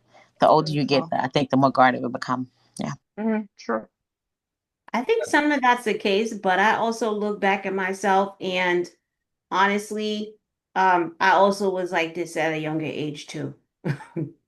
So I can't even blame it on being older completely. I think it's a different lens, definitely when you get older, because I feel like as I've gotten older, the idea that I have more years behind me than ahead of me is really starting to sink in. And so the ability to recuperate and rebound feels like will be harder, just because of, just that's just math, right? Like it's not impossible, but it feels like it could be harder. But at the same time, that's the excuse I have today. But when I look back when I was younger, that couldn't have been the excuse. I had a different one. And and so I can't say it's necessarily age either. Like I can't say that. I had a different reason as to why I was hesitant to take more risk, um, and to accept easy success. And there are a few things that now that I'm not big on regrets, but now that I'm older, I have regrets. And I wish I had stepped out a lot more and trusted myself a lot more and allowed myself to have that opportunity, whether I was going to succeed or not. So I don't know, for me, I can only speak for me, That's but I all. do know it's the same thing as the fear of failure. Yeah, that's awesome. Thanks for sharing. Um, Now I do have a question for a lot of you guys read except for T. Oh, by the way, T, before we move on to the next question, T, try to answer this as best as you can, right? How comfortable are you in with the idea of allowing success instead of fighting for it? In the book, there's quite a lot of talk about, allowing yourself to do what I've asked for. Yeah. Um, I think I'm pretty comfortable allowing success, but it's so normalized to fight success that I find myself often fighting, like resistant to like success naturally. You know what I mean? So it's always like I'm kind of pessimistic about things instead of just taking it and embracing it automatically. Like you said earlier, a little bit earlier, you said we have a most times we we're resistant. We usually say like, oh, if it's too good to be true, it usually is. And that's normalized culturally. I wish it wasn't, but yeah, I would love to naturally just embrace success, but that's not always how it happens. In my mind, it's just like you resist, you fight for it, you work hard for it, and then it comes. Thank you so much for sharing. Now, except for T, I know a lot of everyone else have read some at least the beginning of the book. Now, prior to me reading the book or reading these type of books and stuff, I've always been taught that the Bible says that do not speak to other spirit because they're bad, they give you bad advice and all that stuff. How do you guys feel considering how the book started and where some of this information from the book coming from? Oh, I'm so glad you brought that question up. Yeah, I was to ask you about that. Go ahead. That's a good one. So, Alicia, you want to start? No, I don't want to dominate the conversation. I'm gonna leave that to somebody else who's more versed in this area. Come on, Moreno, we Haitian, talk to me. I'm I really was glad you ready to brought it up listen to because you, Alicia. that was the main concern Yeah. Alicia He was kind ready of for me. referenced Abraham a lot. Yep. I was So I'm like, like, who's Abraham? Like, who's she really talking to? is- I was like, was he talking about Exactly. Father Abraham who had many sons? But nah, Yeah. he wasn't talking about him. He wasn't oh talking about him. no. No, but and it's like she is how she said like someone is speaking to you and you're just like, who the hell is that person? And it's so And it sounded like quick. It's so quick. she was having a spirit take over her. Yes, Like she was exactly. possessed. Yes, yes, yes. Yeah, so in my That perspective, was a I just little kind of scary. ignored that part and assumed and just replaced it in my mind like he's talking to God and Hmm. that's how I'm gonna adopt it. So I just read it through that lens. Manera, that part kind of it was a bit distracting for me too. Like, she's going and sit like to allow this person to speak. I'm like, okay. So I'm coming to ask you question. I'm asking Abraham the question, and Abraham is answering me through you. Hmm. Yeah, Okay. That was a bit I weird. was just speeding through that part, those parts. Ah, come on, talk to us. Okay, Moreno gave us his point of view. Um, Joe, you right under Moreno on my screen, so go ahead, Joe, talk to us.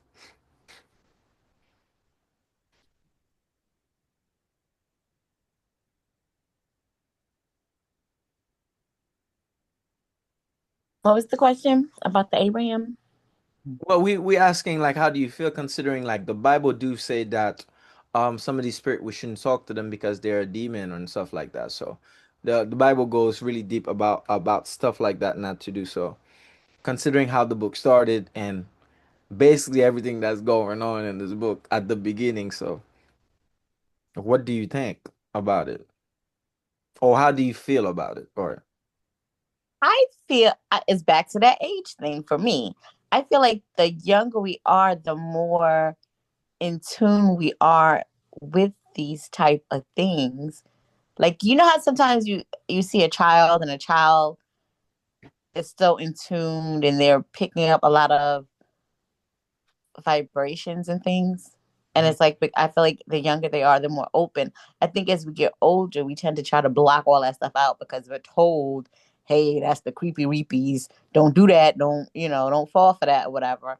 But I feel like when you're younger, you're more in tune with those things. So I feel like I've never had anything like that happen to me, but I've had people tell me stories. Like I'm gonna give you this one story. When we were in high school, my friend, she's Honduran, and her dad died. And I guess there's a thing where, as the oldest child, she had to sleep in the bed with her mom as being the oldest daughter.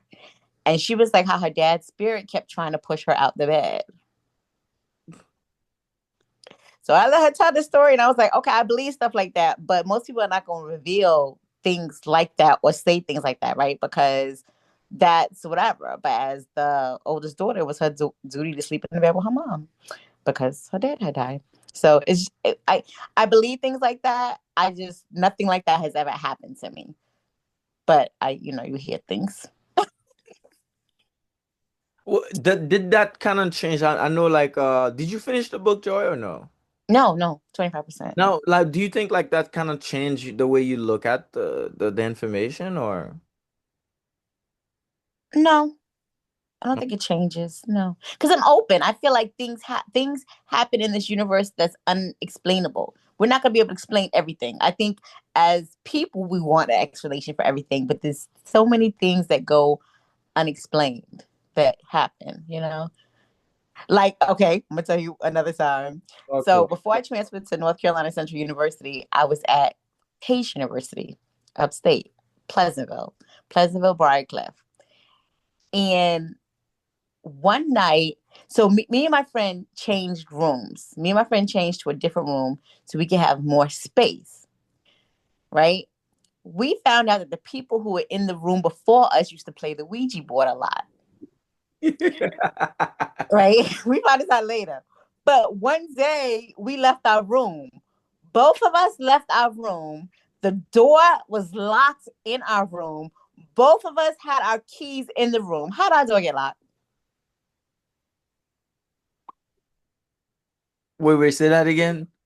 Me and her both left the room. Mhm.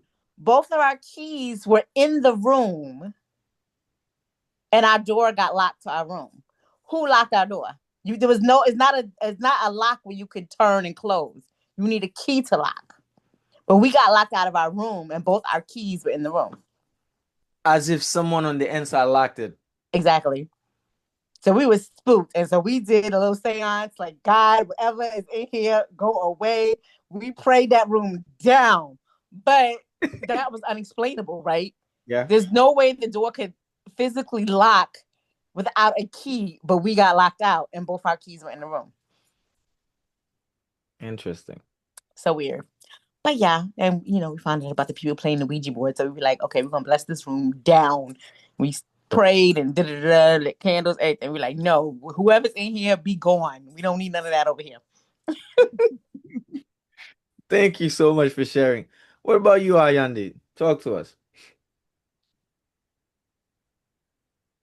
What are we talking about? The same Abraham Hicks? The Abraham, Yep. what Yeah, I we're said. talking about Abraham. We're talking Um, about the Bible and stuff, how the Bible said to stay away from some of these stuff and so well, to be honest, when I was upon reading that first part of the pages, and I would have looked at YouTube videos with Abraham Hicks and Esther before, to be honest. It was a bit uncomfortable. I keep asking, who is she talking to? Like, it was a bit much. Mhm. But again, the other aspect of it is like, okay, in order for me to get through to the other part, I have to go through this. So I kind of ignored that, although many times I keep wondering, um, if she's communicating with Abraham like that, am I supposed to be communicating with Abraham too? You know? But yeah, people say you can't serve two masters. I believe that, like I understand the concept of it, the manifestation, the higher powers, the universe. I didn't really allow myself to get um too much concerned much about that part of it. But it was a bit different. But again, I also understand her very well, as Joy was saying, that there are a lot of things that happens in the universe or that is non-physical that we can't explain. That is true. There are a lot of things that just as in the Bible and in the Christian world, they talk a lot about spiritual warfare. You know what I mean? So it's like the explanation or tomato tomato. It's different and what's weird about who she's talking to and how that happened. But then I also understand the other aspect of it. So I tried not to pay too much attention to that after a while. I wasn't allowing myself to get in it. I'm not going to talk to Abraham. I speak to God. I pray to God. But everything else, I get it. I get it. But that was where I was with that. Well, thank, that's where I am with that. thank you for sharing. Thank you for sharing. What about you, Alethea? I was like, what the hell does he have me reading? I was like, this man is trying to damn me to hell. And for all of the reasons that you mentioned, and it's not that I've read the Bible cover to cover, but I'm definitely well aware, just like Ayandi was saying that, we cannot serve two masters and then, understanding that there are other principalities that exist in the world. And so I really was concerned about who, because she can't see, right? She can't see, and you have to trust and have faith that it is what is being presented. But we also know that these other principalities are great pretenders, um, and false prophets. So I had struggled with it. It was very spooky to me. I was like, if the book is going to be talking like this all this time, I don't know how we're going to make it through here because this is not the type of energy that I'm on. And I'm not necessarily the most well versed and read in the Bible, but and biblically up to date in scripture, but I know well enough that this is probably it's not in alignment with my values and beliefs. Now, what did help me get through it is that I have a friend who is rather interesting, and I think he's a Buddhist. I think he identifies as a Buddhist. And we've had many different conversations about, and he's done the ashwanda, he's into all kind of other stuff. Very interesting. I'm always intrigued by his perspective and how he manages his spirituality. I'll say that. And we've had conversations about his concept and theories that, he said, well, I'm not going to go too deep into with this group, but and how I was able to move past this. He said to me, how do you think that God is omnipresent and omniscient? In order for God to be omnipresent and omniscient, he would have to be in each one of us and he's having the experiences as we are having the experiences to know what it is that we are thinking, that we are feeling. He is us and we are them, we are him. And he is having that experience. So the person that you're fighting with, you're arguing with, that is you're having a difficulty with, that's him, and also you. And so we're all coming from this source, and we're all connected.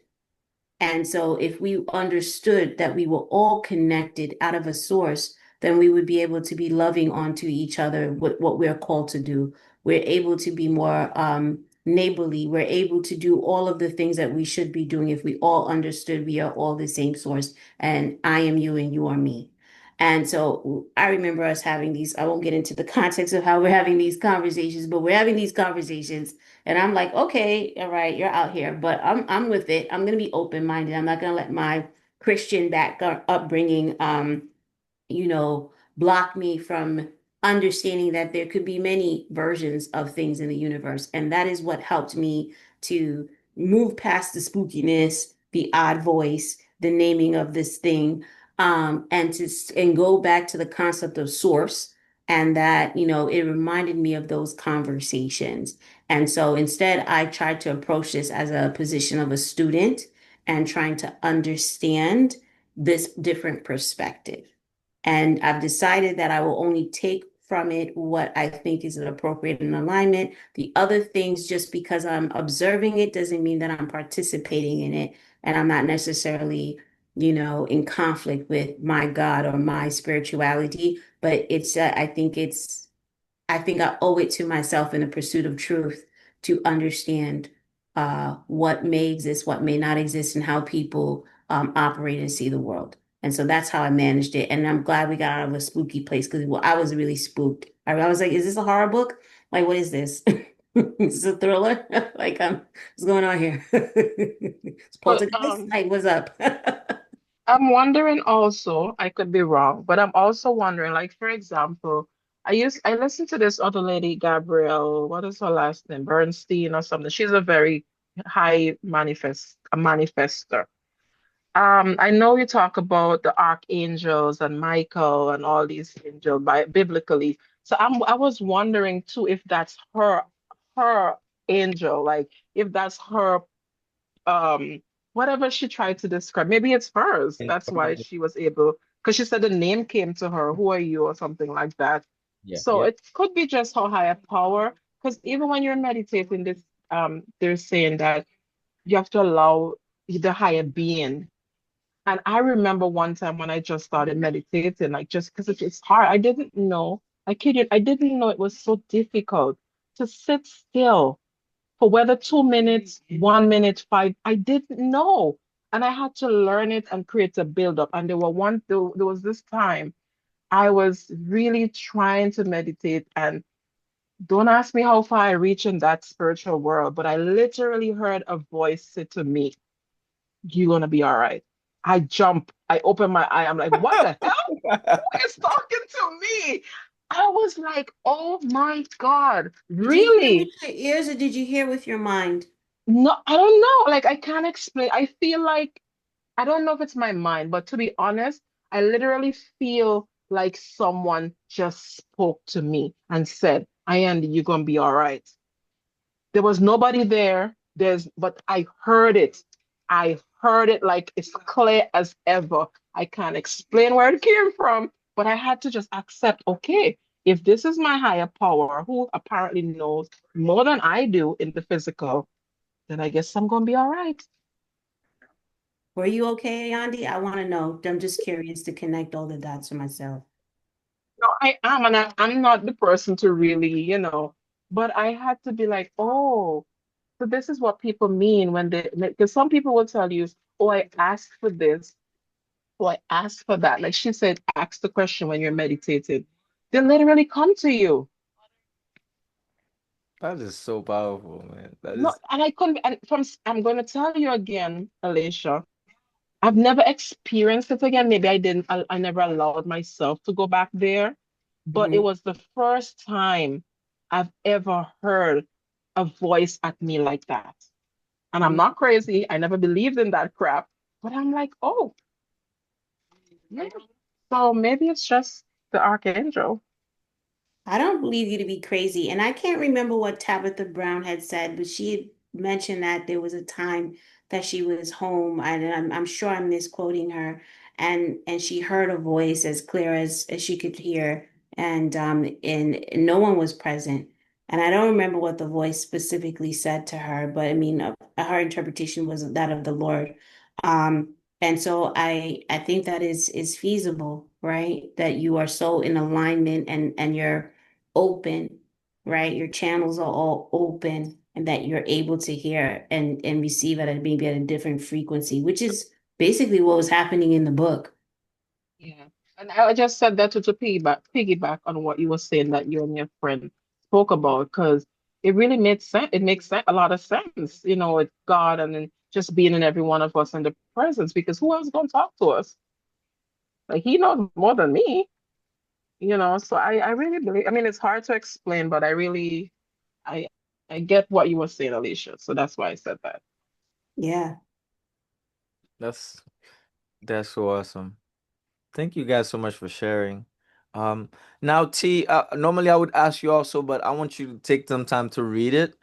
So since you just downloaded the book, kind of just, I'm gonna let you read it. I don't want to like spoil it for you too much, okay? Cool. Where are we with the book? What chapter? Well, right now we're talking about the beginning. Earlier we were talking about kind of a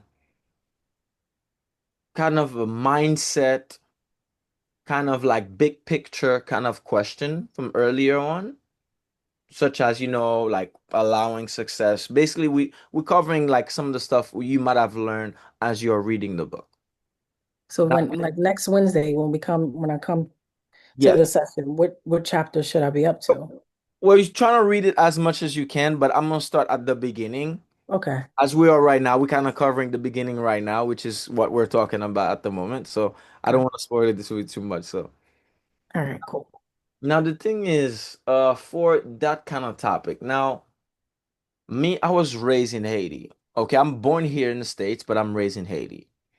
Now the thing with stuff like this, spiritual stuff, is that okay, let's go a little bit further back.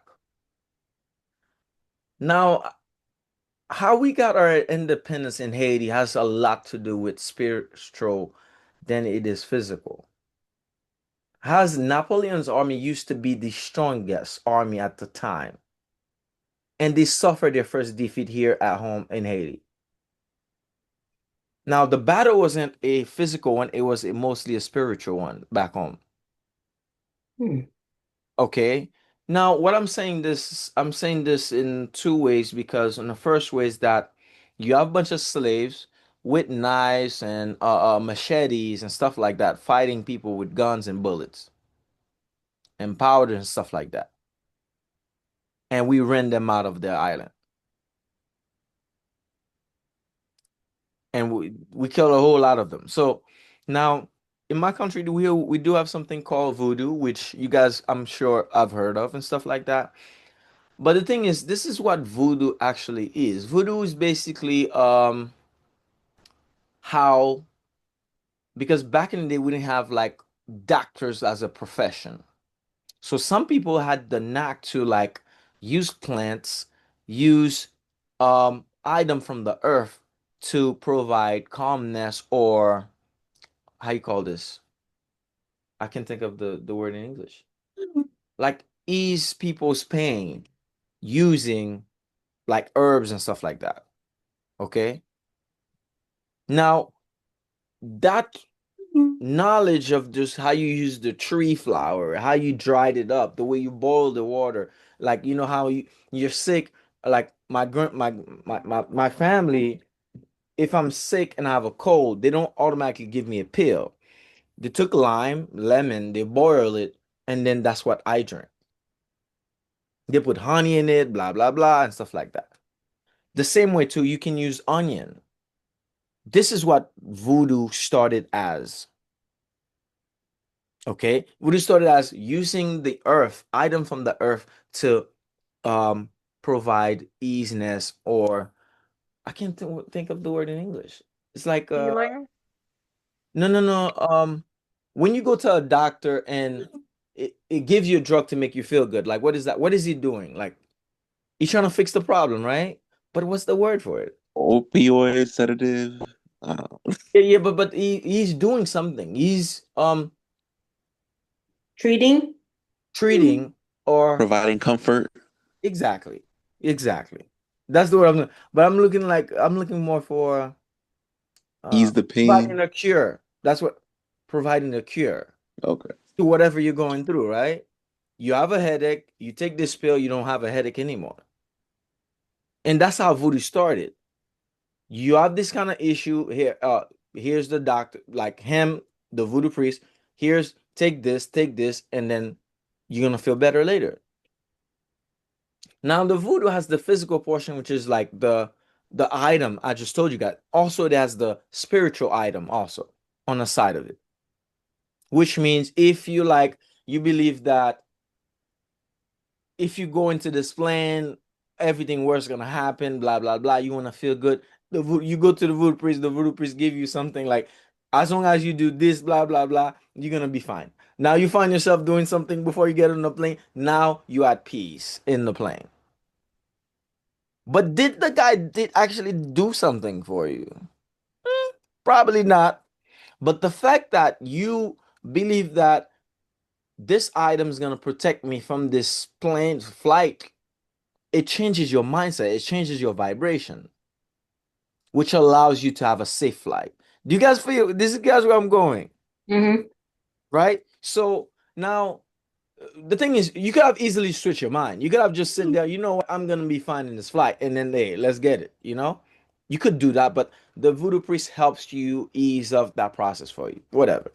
Now the thing is this is what happened in 1804 when we fought these people. Now we have a ceremony. It's called. Damn, this is history. This is back in this is some time. Damn it, can't think about it. Give me a second. I'm thinking of the name for you guys because it's a very interesting. It's like right on my mouth. When I think about it, I'm gonna tell you guys. You can ask any Haitian, they'll tell you. Google search. Except for me, because I don't know.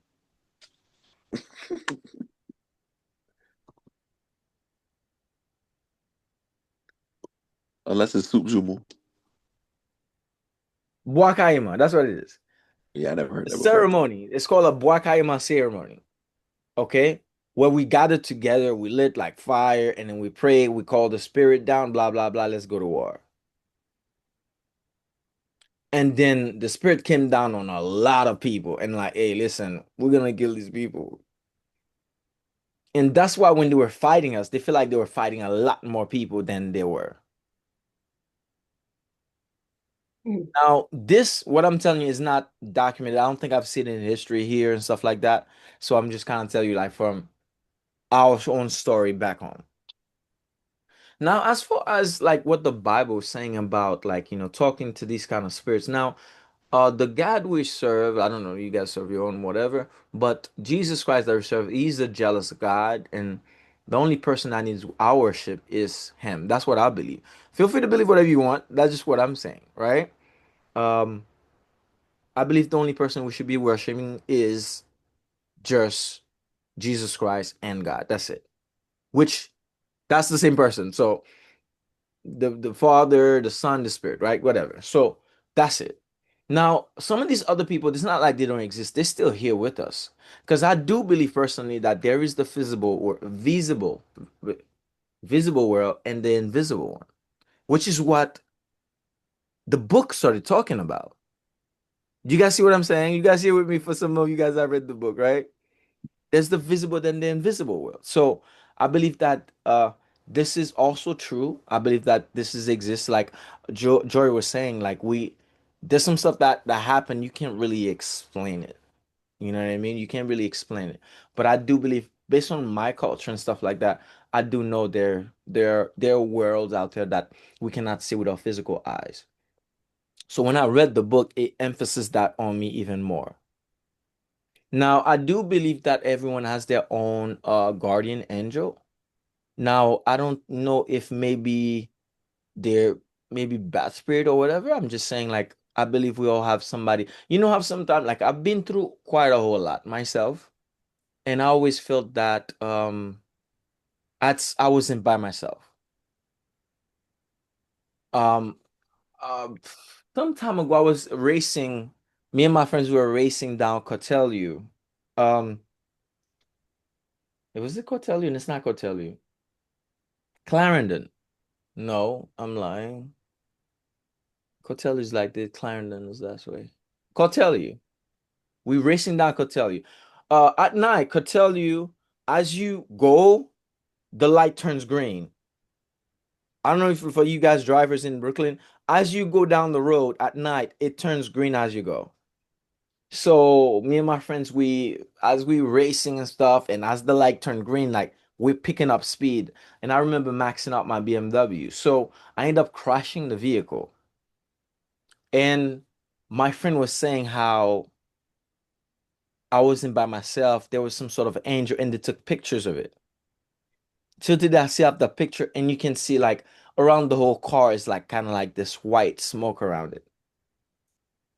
It was smoke or it No, no, was no. It a looked haze. like it I was. like a halo or something. It looked like it was. Now, me, I was too messed up to even notice, but my friend told me like, "Yo, bro, there's no way you should have made it out the house. I should have made it out of the car alive." So that being said, I do believe that we all have that thing that like that protects us, that just stops us from anything worse to happen sometime. So, which is pretty interesting. Now, as far as the book is concerned, it's just like I learned to kind of listen to these stuff and make sure to take the good out of it. I'm not shut down complete at all about it. I just know they're there. They do exist. And I know don't know like if I happen to speak to things like that, I would, but I don't think I'll go and look for it personally. Yeah, I'm not looking for anything. Yeah, I don't think I'll look for it. But like if it happens like talking, okay, cool, whatever. But it's just I know for a fact. Now, as I'm talking about this stuff, me and my family, we just came from Benin where voodoo is like a way of life over there. In which case they have multiple deities that they worship. Me personally, I'm not worshiping nothing else other than what I just told you just now earlier. And I believe that these spirits are there with us here. You can either be extremely like no no, or you can be like okay, you can talk to them these people, but other than respecting your own religion, which is to worship the God you believe that needs to be worshipped. But me personally, I don't think it's wise to worship any of these spirits other than Jesus, God, and the Holy Spirit. So that's really it. But You like know, this book also made me think, as you're talking, Prophet, I have to go look. It's on my bookshelf somewhere after yeah. It, I forget the book. I want to tell you the name of the lady. Her name was probably like Sarah something. Was it Sarah? I'll put it in the the chat. lady they went and saw, and I just saw no one.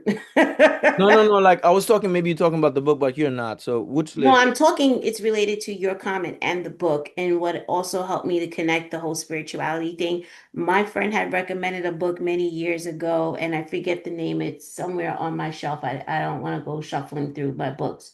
And I didn't finish reading that book, but I did get through a decent amount. It was with the same concept of manifesting, but it had a very same thing with a different lens on the spirituality. And in that book, that person's perspective was that we chose the life that we have today. Like, and when I say chose, like you chose before you were born.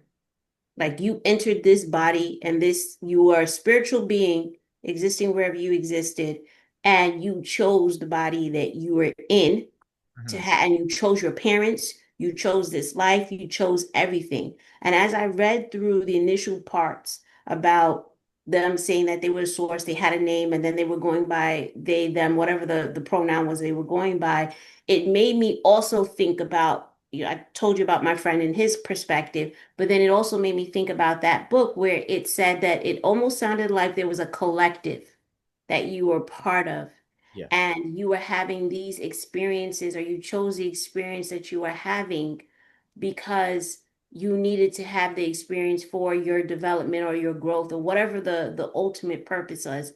And I remember in the beginning of this book, they were talking about sort of like the reasons that we have desires and the purpose of the desires and the experiences, and a knowing, and all of that stuff. So it was a different way of framing. Obviously they didn't talk about picking your parents or whatever. I don't know what's up in the rest of the book, but in the beginning, the way they were talking about sort of, you knew this experience before you knew the experience, kind of thing, if that makes sense. Like you were part of us, you're with us, and you are you at the same time. Like the way that they were talking about the source, like you're all in this one thing, and we're a family, and like however they were phrasing it, it made me think about that book and about coming from a space and choosing the experience. So to me, it sounded like, wow, okay, maybe everyone's reading the same books and just writing about the same things, or maybe there's something here to be said,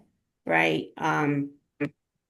And so it also made me think about what you're saying. It's just like really a different perspective on spirituality, and a different perspective on like what our essence may really be as human beings, you know, at our core. Like it's very easy to focus on what is in the Bible, but like at our core as a spiritual being, like what does that look like in a spiritual realm?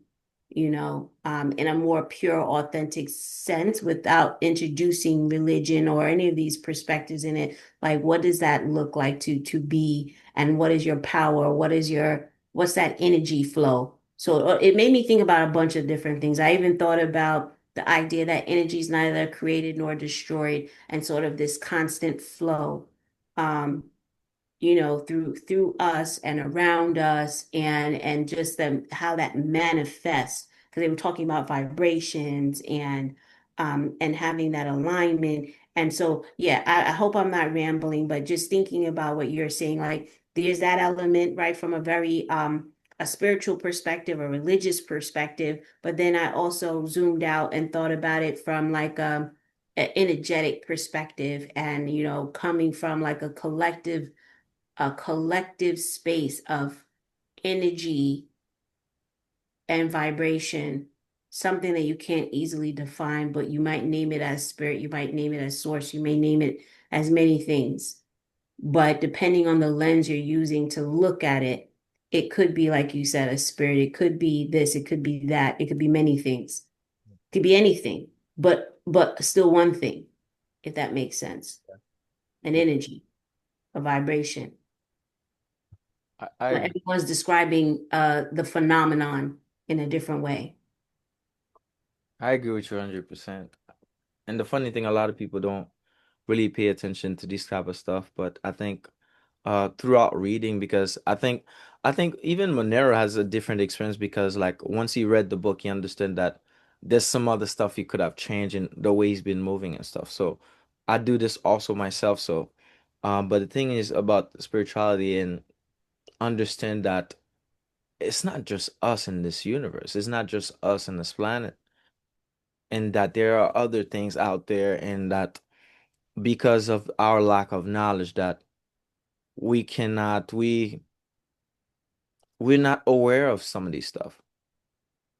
But the thing is, it's like this world is like such, I don't know, such mystery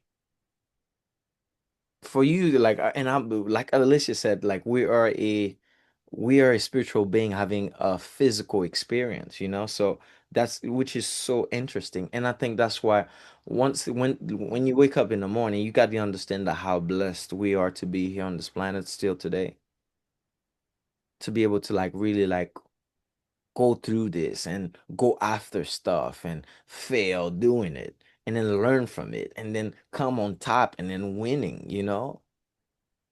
And then you didn't know a language before, now you know the language. Now all of a sudden, like you know how like you have a brand new map that just opened for you because now you speak another language. Now I'm talking a little bit about me right now because when I came here in the United States, I couldn't speak English. Therefore, there's a vast amount of people I couldn't speak with. The moment I learned English, now I could speak to a lot of people. And I could go overseas and still use the same language. And that's like us having the experience. And that's why some of the time when you wake up in the morning, you gotta be understand that you are one of the blessed ones. That's why some of the depression stuff people talk about is like you cannot sell yourself on being depressed. That's why every day you gotta wake up and sell yourself on, damn, you blessed to be on this planet. Damn, you blessed to be able to like talking to Lacey, or talking to Joy, talking to Monero. You gotta be blessed doing that because you one of the few ones that someone else made, like God decided to like, hey, listen, you need a physical experience, and you come here and you started as a baby, and now you grow into this, and then you this, and then you used to be fat, now you're skinny, or you used to be skinny, you get fat, or big, or massive, or brolic, and we get to. I mean, we are blessed to be able to like try these and do them. So to make our own choices. And I think the reason why we're here to like to experience freedom, to live like Jesus did, or I think the freedom's the main goal. I think this is all our goal here is to be free. So, and there's ways for us to be free. Like I told you, I came here and I took one course. I knew I was going to be in sales. I knew I wanted freedom. I'm like, I need this freedom, but I didn't know how to get it. And I started doing rentals, and I'm like, God damn it, this is annoying. Rentals are annoying. And it took me a while because when I was doing rentals here in New York, that's when Williamsburg started because the building I was in was in Williamsburg, and it was completely, when I mean the building, the only place that was done in the building was the office that we're in. A building with like 6, 7 floors. The only place that was done was in the office we walked into. And Williamsburg was like hot and popping going on. That's 10 plus years. Had I know freedom stuff, I would have buy some stuff there because I was in the area all the time. So that's so, I mean, that's why like I like the book also because the book started with that and went into this conversation, and I read it. I'm like, oh my God, that's crazy. I never knew like people would be like comfortable writing this stuff down. So, because in my country, people share knowledge via word of mouth. There's not like, at least I don't know about any books in my own country that talks about this kind of stuff. So most of the knowledge has been done by my grandma telling me, people telling me, blah blah blah, and that's how a lot of our knowledge is based in my country. So That sounds like it's rooted in some African history and traditions, right? Like oral history and yeah, telling your elders pass it down from generation to generation, and that's how you maintain your history, yeah, right? And you maintain your culture and your religion and your spirituality is through these oral traditions. yeah. And a lot of people in my country, like when they get into the voodoo stuff, it's through family, because in my family we do have some of these guys also. But I think based on when my mom started and stuff like that, that my mom didn't continue with all the stuff. But in Haiti, I'm like to tell you guys this: in Haiti, 99% of people practice voodoo, but a lot of people are Christian. Just understand this: a lot of people are Christian, but 99 of them practice voodoo, whether they would admit it or not. Now, the funny thing is that it becomes so into the culture, so into what we're doing that we don't really clarify as voodoo. It is not clarified as this. Like I told you, like voodoo is started as you using plants to cure yourself. You're using natural stuff. Today they call it organic or using you see what I'm saying? They're using what organic or natural and stuff. But this is what how voodoo started back home. But today it's a different thing. It's the natural. Okay? Everybody eating the stuff and which is kind of crazy, which is funny to me. I was thinking about it and I'm like, we should been using natural stuff, but back home they call it voodoo, but here it's a different thing. Now we just have a new person joining us, Lester Hogan. Did you get a chance to read the book, Lester?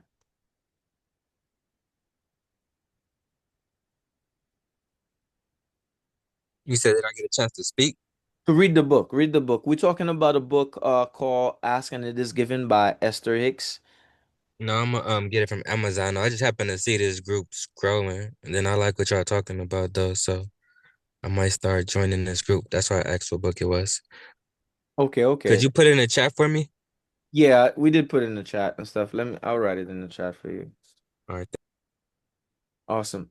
By the way, Lester, did you finish the course yet with did you finish the course yet? You said Julian's course? Yep. Yeah, I did, but it felt like once I finished it, a lot of life stuff started happening. So that's why I like how Julian group and not also it don't just teach you about real estate, it helps your relationship with God. So I've been more in tune with that. So that's why when I joined this group and I heard what y'all was talking about, I kind of felt like this is a sign a little bit even more. So, Oh, that's but awesome, yeah, man. Would you like to I share? completed the course. I'm going over the course. I'm just putting myself in positions for a down payment and then get, started on my freedom. Oh, you using Naka or using regular stuff? I'm going to use FHA. Oh, why you not Yeah. using Naka instead? You say it again? Why you not using Naka instead?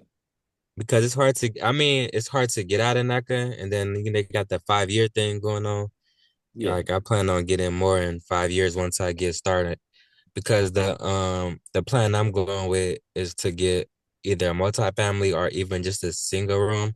I'm here in California, and then I'm gonna do the bedroom sober living thing. Yeah. So you're also helping people. So basically renting out rooms, like Awesome. something. Awesome. I like Yeah. that. So But what do you mean by the 5 year thing? What is it you're referring don't to? NACA, you gotta stay there for at least 5 years or something like Okay, that. I'm gonna help you out a little bit. So with Naka, Naka has this 5 year thing, but it's called a lien. Naka has a lien on your property. But the lien, this is how they work. That doesn't mean if you with Naka, you can do nothing in the next 5. That's not what it means. What it means is that for the next 5 years, Naka put a lien on the house so that if you're one of those people that you just want to buy the house for a year and sell it, Naka wants to make sure like you pay them also. Right, But if you an investor, you're a buy and hold investor, like we all are here, in which case you're gonna buy a multifamily, you're gonna rent it, you're gonna keep this house for some time. right. Then That's the Naka is gonna be the best thing because this is what happened. Naka has a $25,000 lien on your house. mm-hmm. And the reason why it's 5 years because every year they remove 5,000 from it. Gotcha. That's why it's like 5 years. They remove so after 5 years, if you were tapping to sell the house, you don't have no money to give to Naka at all. Oh, see, I didn't know that part. That's pretty Yeah. cool right there. Yeah. Yeah, the liens comes off automatically after 5 years. All So right, if you maybe you having some financial troubles or whatever, Naka's gonna be yes hard to get into, but if you get into it, you're gonna rip up the benefit, my friend. all right. Isn't it kind of, I don't know. I'd never really looked into it because every time I hear about it, I heard it's like hard to get into and Yep. like this waiting list and all that. Oh yes, But I it's hard. mean, yeah, Everyone here can tell you, Alicia can tell you, Bonero can tell you, everyone here can tell you, how Hard painful as hell. the process was all for. right, Okay, so but it's hard, but it is worth it. I have people buy houses here for they make $50,000 a year and they buy $1 million houses. I'm all right, talking multifamily, 3 unit, 4 unit, or whatever. So, like I would say, yeah, it's painful, but you're gonna come on top of it because it's painful. One, you're gonna learn a whole lot because Naka's gonna teach you a bunch of stuff. gotcha. Okay, they have the buyers program, which I don't think. I mean, it's not much, but it's better than nothing. So, and you no Mm, interest in no closing costs, bro. You're gonna be good. all Your right. Okay, team. man. Do NACA got like construction loans? Because I'm in California, so I planned on buying like a house that's not in good shape and then put a little money into it, and Yeah. then refinance it. Do NACA offer those type of loans, you know? Yeah, well, you're gonna be able to do that. But the thing is, like, because you went to the drilling course, I would advise to like stick with the plan. Yeah, There's other strategy out there, but like you're in Cali, go somewhere where there's multifamilies, and I say go big or go home. Like go at least 3 4 unit, and make sure right, that you can have at least two tenants to help you pay for the bills and stuff. Okay, and also like you all the way over there, which is fine, brother. You're gonna be fine. So it's just like right, go through the process, and there's no other loan that can beat no down payment, no closing costs, lower interest rate. Like right. you can't I really mean, I got some notes about it. I'm gonna take this as a sign to look more into it though, really, because it's no money down, right? It's just no money getting the down. house off you saving, right? So yeah, Exactly. I just want to right, clarify it's not necessarily a construction loan, like if you need to build something from the ground up, put foundation and beams and all that type of stuff. That it doesn't do.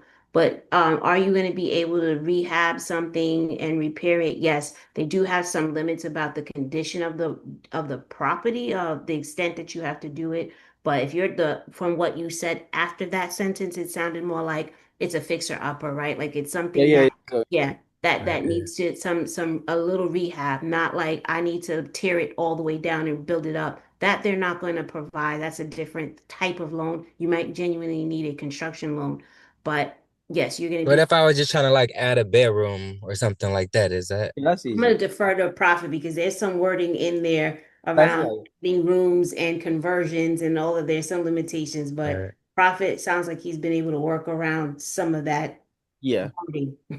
Yeah, but that's like you did say construction, but by the way you explained it, I understood where you said that's why I didn't even correct you. But Right. I'm glad Alicia's there to like kind of add a bit of 2 cents to it. But you don't need like a construction stuff and like if you're buying something, you're gonna fix it, you're gonna live. But I would advise you like if you get something, fix it and live in it for a little bit. Yeah, Because that's gonna be like the plan for it's sure. not Yeah. a it's not a good loan for fix and Well, flip. not technically live there, but have some mail coming to the address at least, right? Yeah. Yeah. It's not a fix and flip kind of loan. It's like more like a loan you get for quite some time and then hold on to it. That's why I'm saying go big or go home because this is gonna be the least expensive house you ever gonna buy ever in your life. Because you get to do Right. this once. This is Hmm. the least expensive house you ever buy. All right. No Thank matter you. I'm how gonna look much you into it. spend, it's gonna be least expensive. Because I don't know how much closing costs is in California. I'm thinking between 3 and 5%. All right. Here in New York, it's 6% All right. closing costs. That's 6% of the purchase price All right. on a regular loan. With NACA, it's zero. So I'm All telling right. you, Yeah. use NACA, go through the process, take the pain, enjoy the pain. You're gonna learn a whole lot. So All Les, right. I would also just caution you that it you do have to live in it for the life of the loan. And as Prophet was mentioning about the lien is for the first 5 years. And the reason why people say you have to live in it 5 years is because the penalty falls off after the 5 years.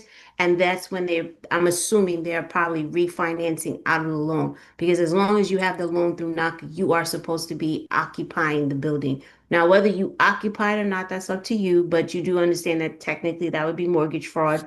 That's up to you Right. to do what you do what you do. I ain't gonna tell you what to do, just telling you Right. what the rules are.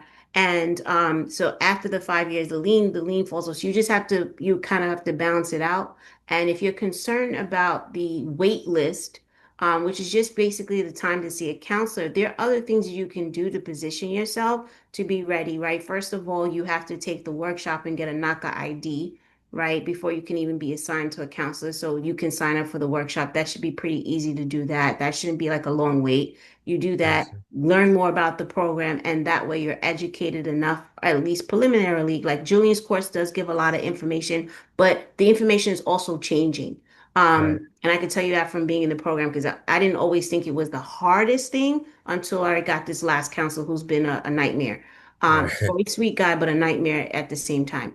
And but whatever. So I would say get that ID, listen to the workshop. They give you a very good overview of what the program is about. They have a booklet, they have a lot of material on their website, and then you sign up to get an appointment to see a counselor. And then during that time, while you're waiting for your appointment, that's when you should really be getting yourself together. And you can do two things simultaneously, right? Like not simul, you could do it concurrently, right? Like while you're getting yourself together, whatever that means for you, you All right. still should get the appointment on the calendar so that at least when you see the counselor with wherever you may be in your process, they can tell you distinctly how much you can qualify or if you can't qualify at all, and here's what you need to do to go remedy. So now you have an action plan that you can execute on. They also have Gotcha. something called Achieve the Dream, and that's how I first did it. I went to Achieve the Dream, and they qualify you on spot if you obviously could be qualified on spot. And so All you right. skip that whole thing. Best thing to do though is still take the workshop, get your ID so that you can maximize that day. I don't want to information overload you. First things first, take the workshop, get the ID, read their booklet, and you can make a very informed decision whether or not this is the pathway. And that doesn't mean that you still can't do FHA route. Like you can have multiple approvals Right. and you can decide once the property, presents itself, which one you're executing with, right? But you just obviously know that you need to keep yourself, qualifiable by those particular terms that you have approvals for. All But right. So I can don't take the workshop anytime. That's good to know. I'm gonna look more into that Yeah, too they have and scheduled get the times. Go on ID. their website. It'll have the information about the workshop and then you get the Or ID. listen, there's no more some of these workshop they do it online now. They have Yeah, like it's online. You still have to sign Yeah, up for it yeah, though. You yeah. still have to Right. register. yeah. You still have to register for the workshop to get the ID. Yeah. Right? That didn't change yet. I mean, it's been a while since I had to register for the site, but it's not in person. It's online. But you still have to sign up for a time slot, a date, and it's listed online. Yeah, but Okay. it turned Website. into a course though. That's the part that turned into a course. They turned that into the course. Yeah, so you don't have to like physically go sit in a room, blah blah blah, doing all that stuff. So No, you don't have to physically sit, but you're saying that is now it's self-taught. yeah, you can go and you have this, you have like a course like this, like a bunch of stuff. I know that the landlord training is now a actual course. So Yeah. this now is a self-managed course. Wow, Yeah, that's different. I don't think there's a meeting time to go like they used to do it a few I'm years. gonna start looking. So Yeah. No, I'm talking about online where it was on instructor led because I went to online. It was an online workshop. okay. Okay. Well, but this part probably still be the same, but yeah. I'm imagining it's still this. I'm imagining it's the same because people have a lot of questions. There's no way that could be self-taught. Yeah. That one. But Mm. yeah. But Lester, the book we're leaving, Esther Hick, I put it in the group chat. Not the group chat, but the Zoom call. And you joining us from the website, from the multifamily website, right? Yes. Awesome. All right, good. Good to have you, brother. Good to have you. But we're talking about the Thank you. book, and we'll be back next Wednesday. Every Wednesday we're here at 8 o'clock. We're doing this, so feel free to join us. Although you're not in the state, but it's fine. Okay, got it. Thank you. And I'm gonna look into the workshop too. Next Wednesday, I have some more information for y'all. There you go. There you go. But yeah. But since we're almost at 11 o'clock, so I know some people are working tomorrow. I'm not trying to keep you guys too late. But next Wednesday we're gonna be really diving deep into some of these pages and stuff like that. And then you're gonna have your next book, which is gonna be shorter for December. A much shorter book. Which I have it here. I have it here somewhere. When I find it, I'm gonna send you guys a picture of the next book we're reading. It's very small. I'm talking you can spend like 2 days and read it, or one day. If you sit down, you can just read it all the way on one day. So it's all about mindset. Also, you guys gonna love the next one.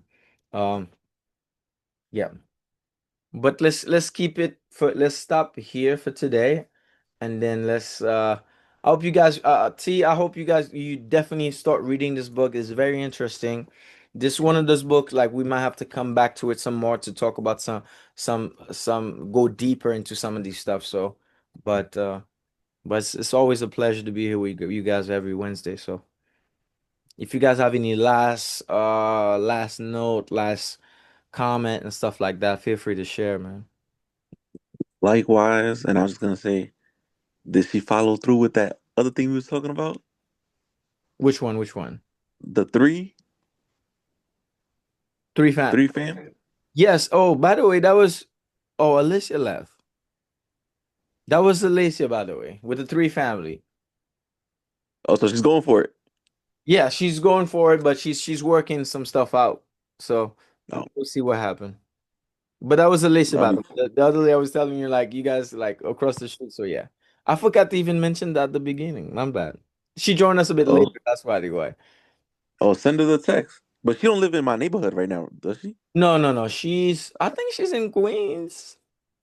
I think she living. Okay, that's kind of close. I think she's in Queens. Yeah, Same borough. yeah. I think she's in Queens, but she trying to live in Jersey like you. So you guys are crazy. But yeah, but that's fine. So let's keep it there. If you guys have anything, but I really recommend to finish the book. Lester, definitely get the book. You get a chance. It's like maybe 12 or 15 bucks. So just get it, have it delivered, and start reading it. It's a very interesting book. And I think based on what you said, I think a lot of your answers will come from this book. And I already got some of my answers already. So, all right. Does anybody have something extra they would like to add and stuff before?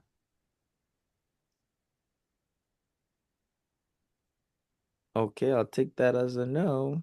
All right, cool. See you guys next Wednesday, okay? Okay, good night. Thanks, everyone. All right, good night.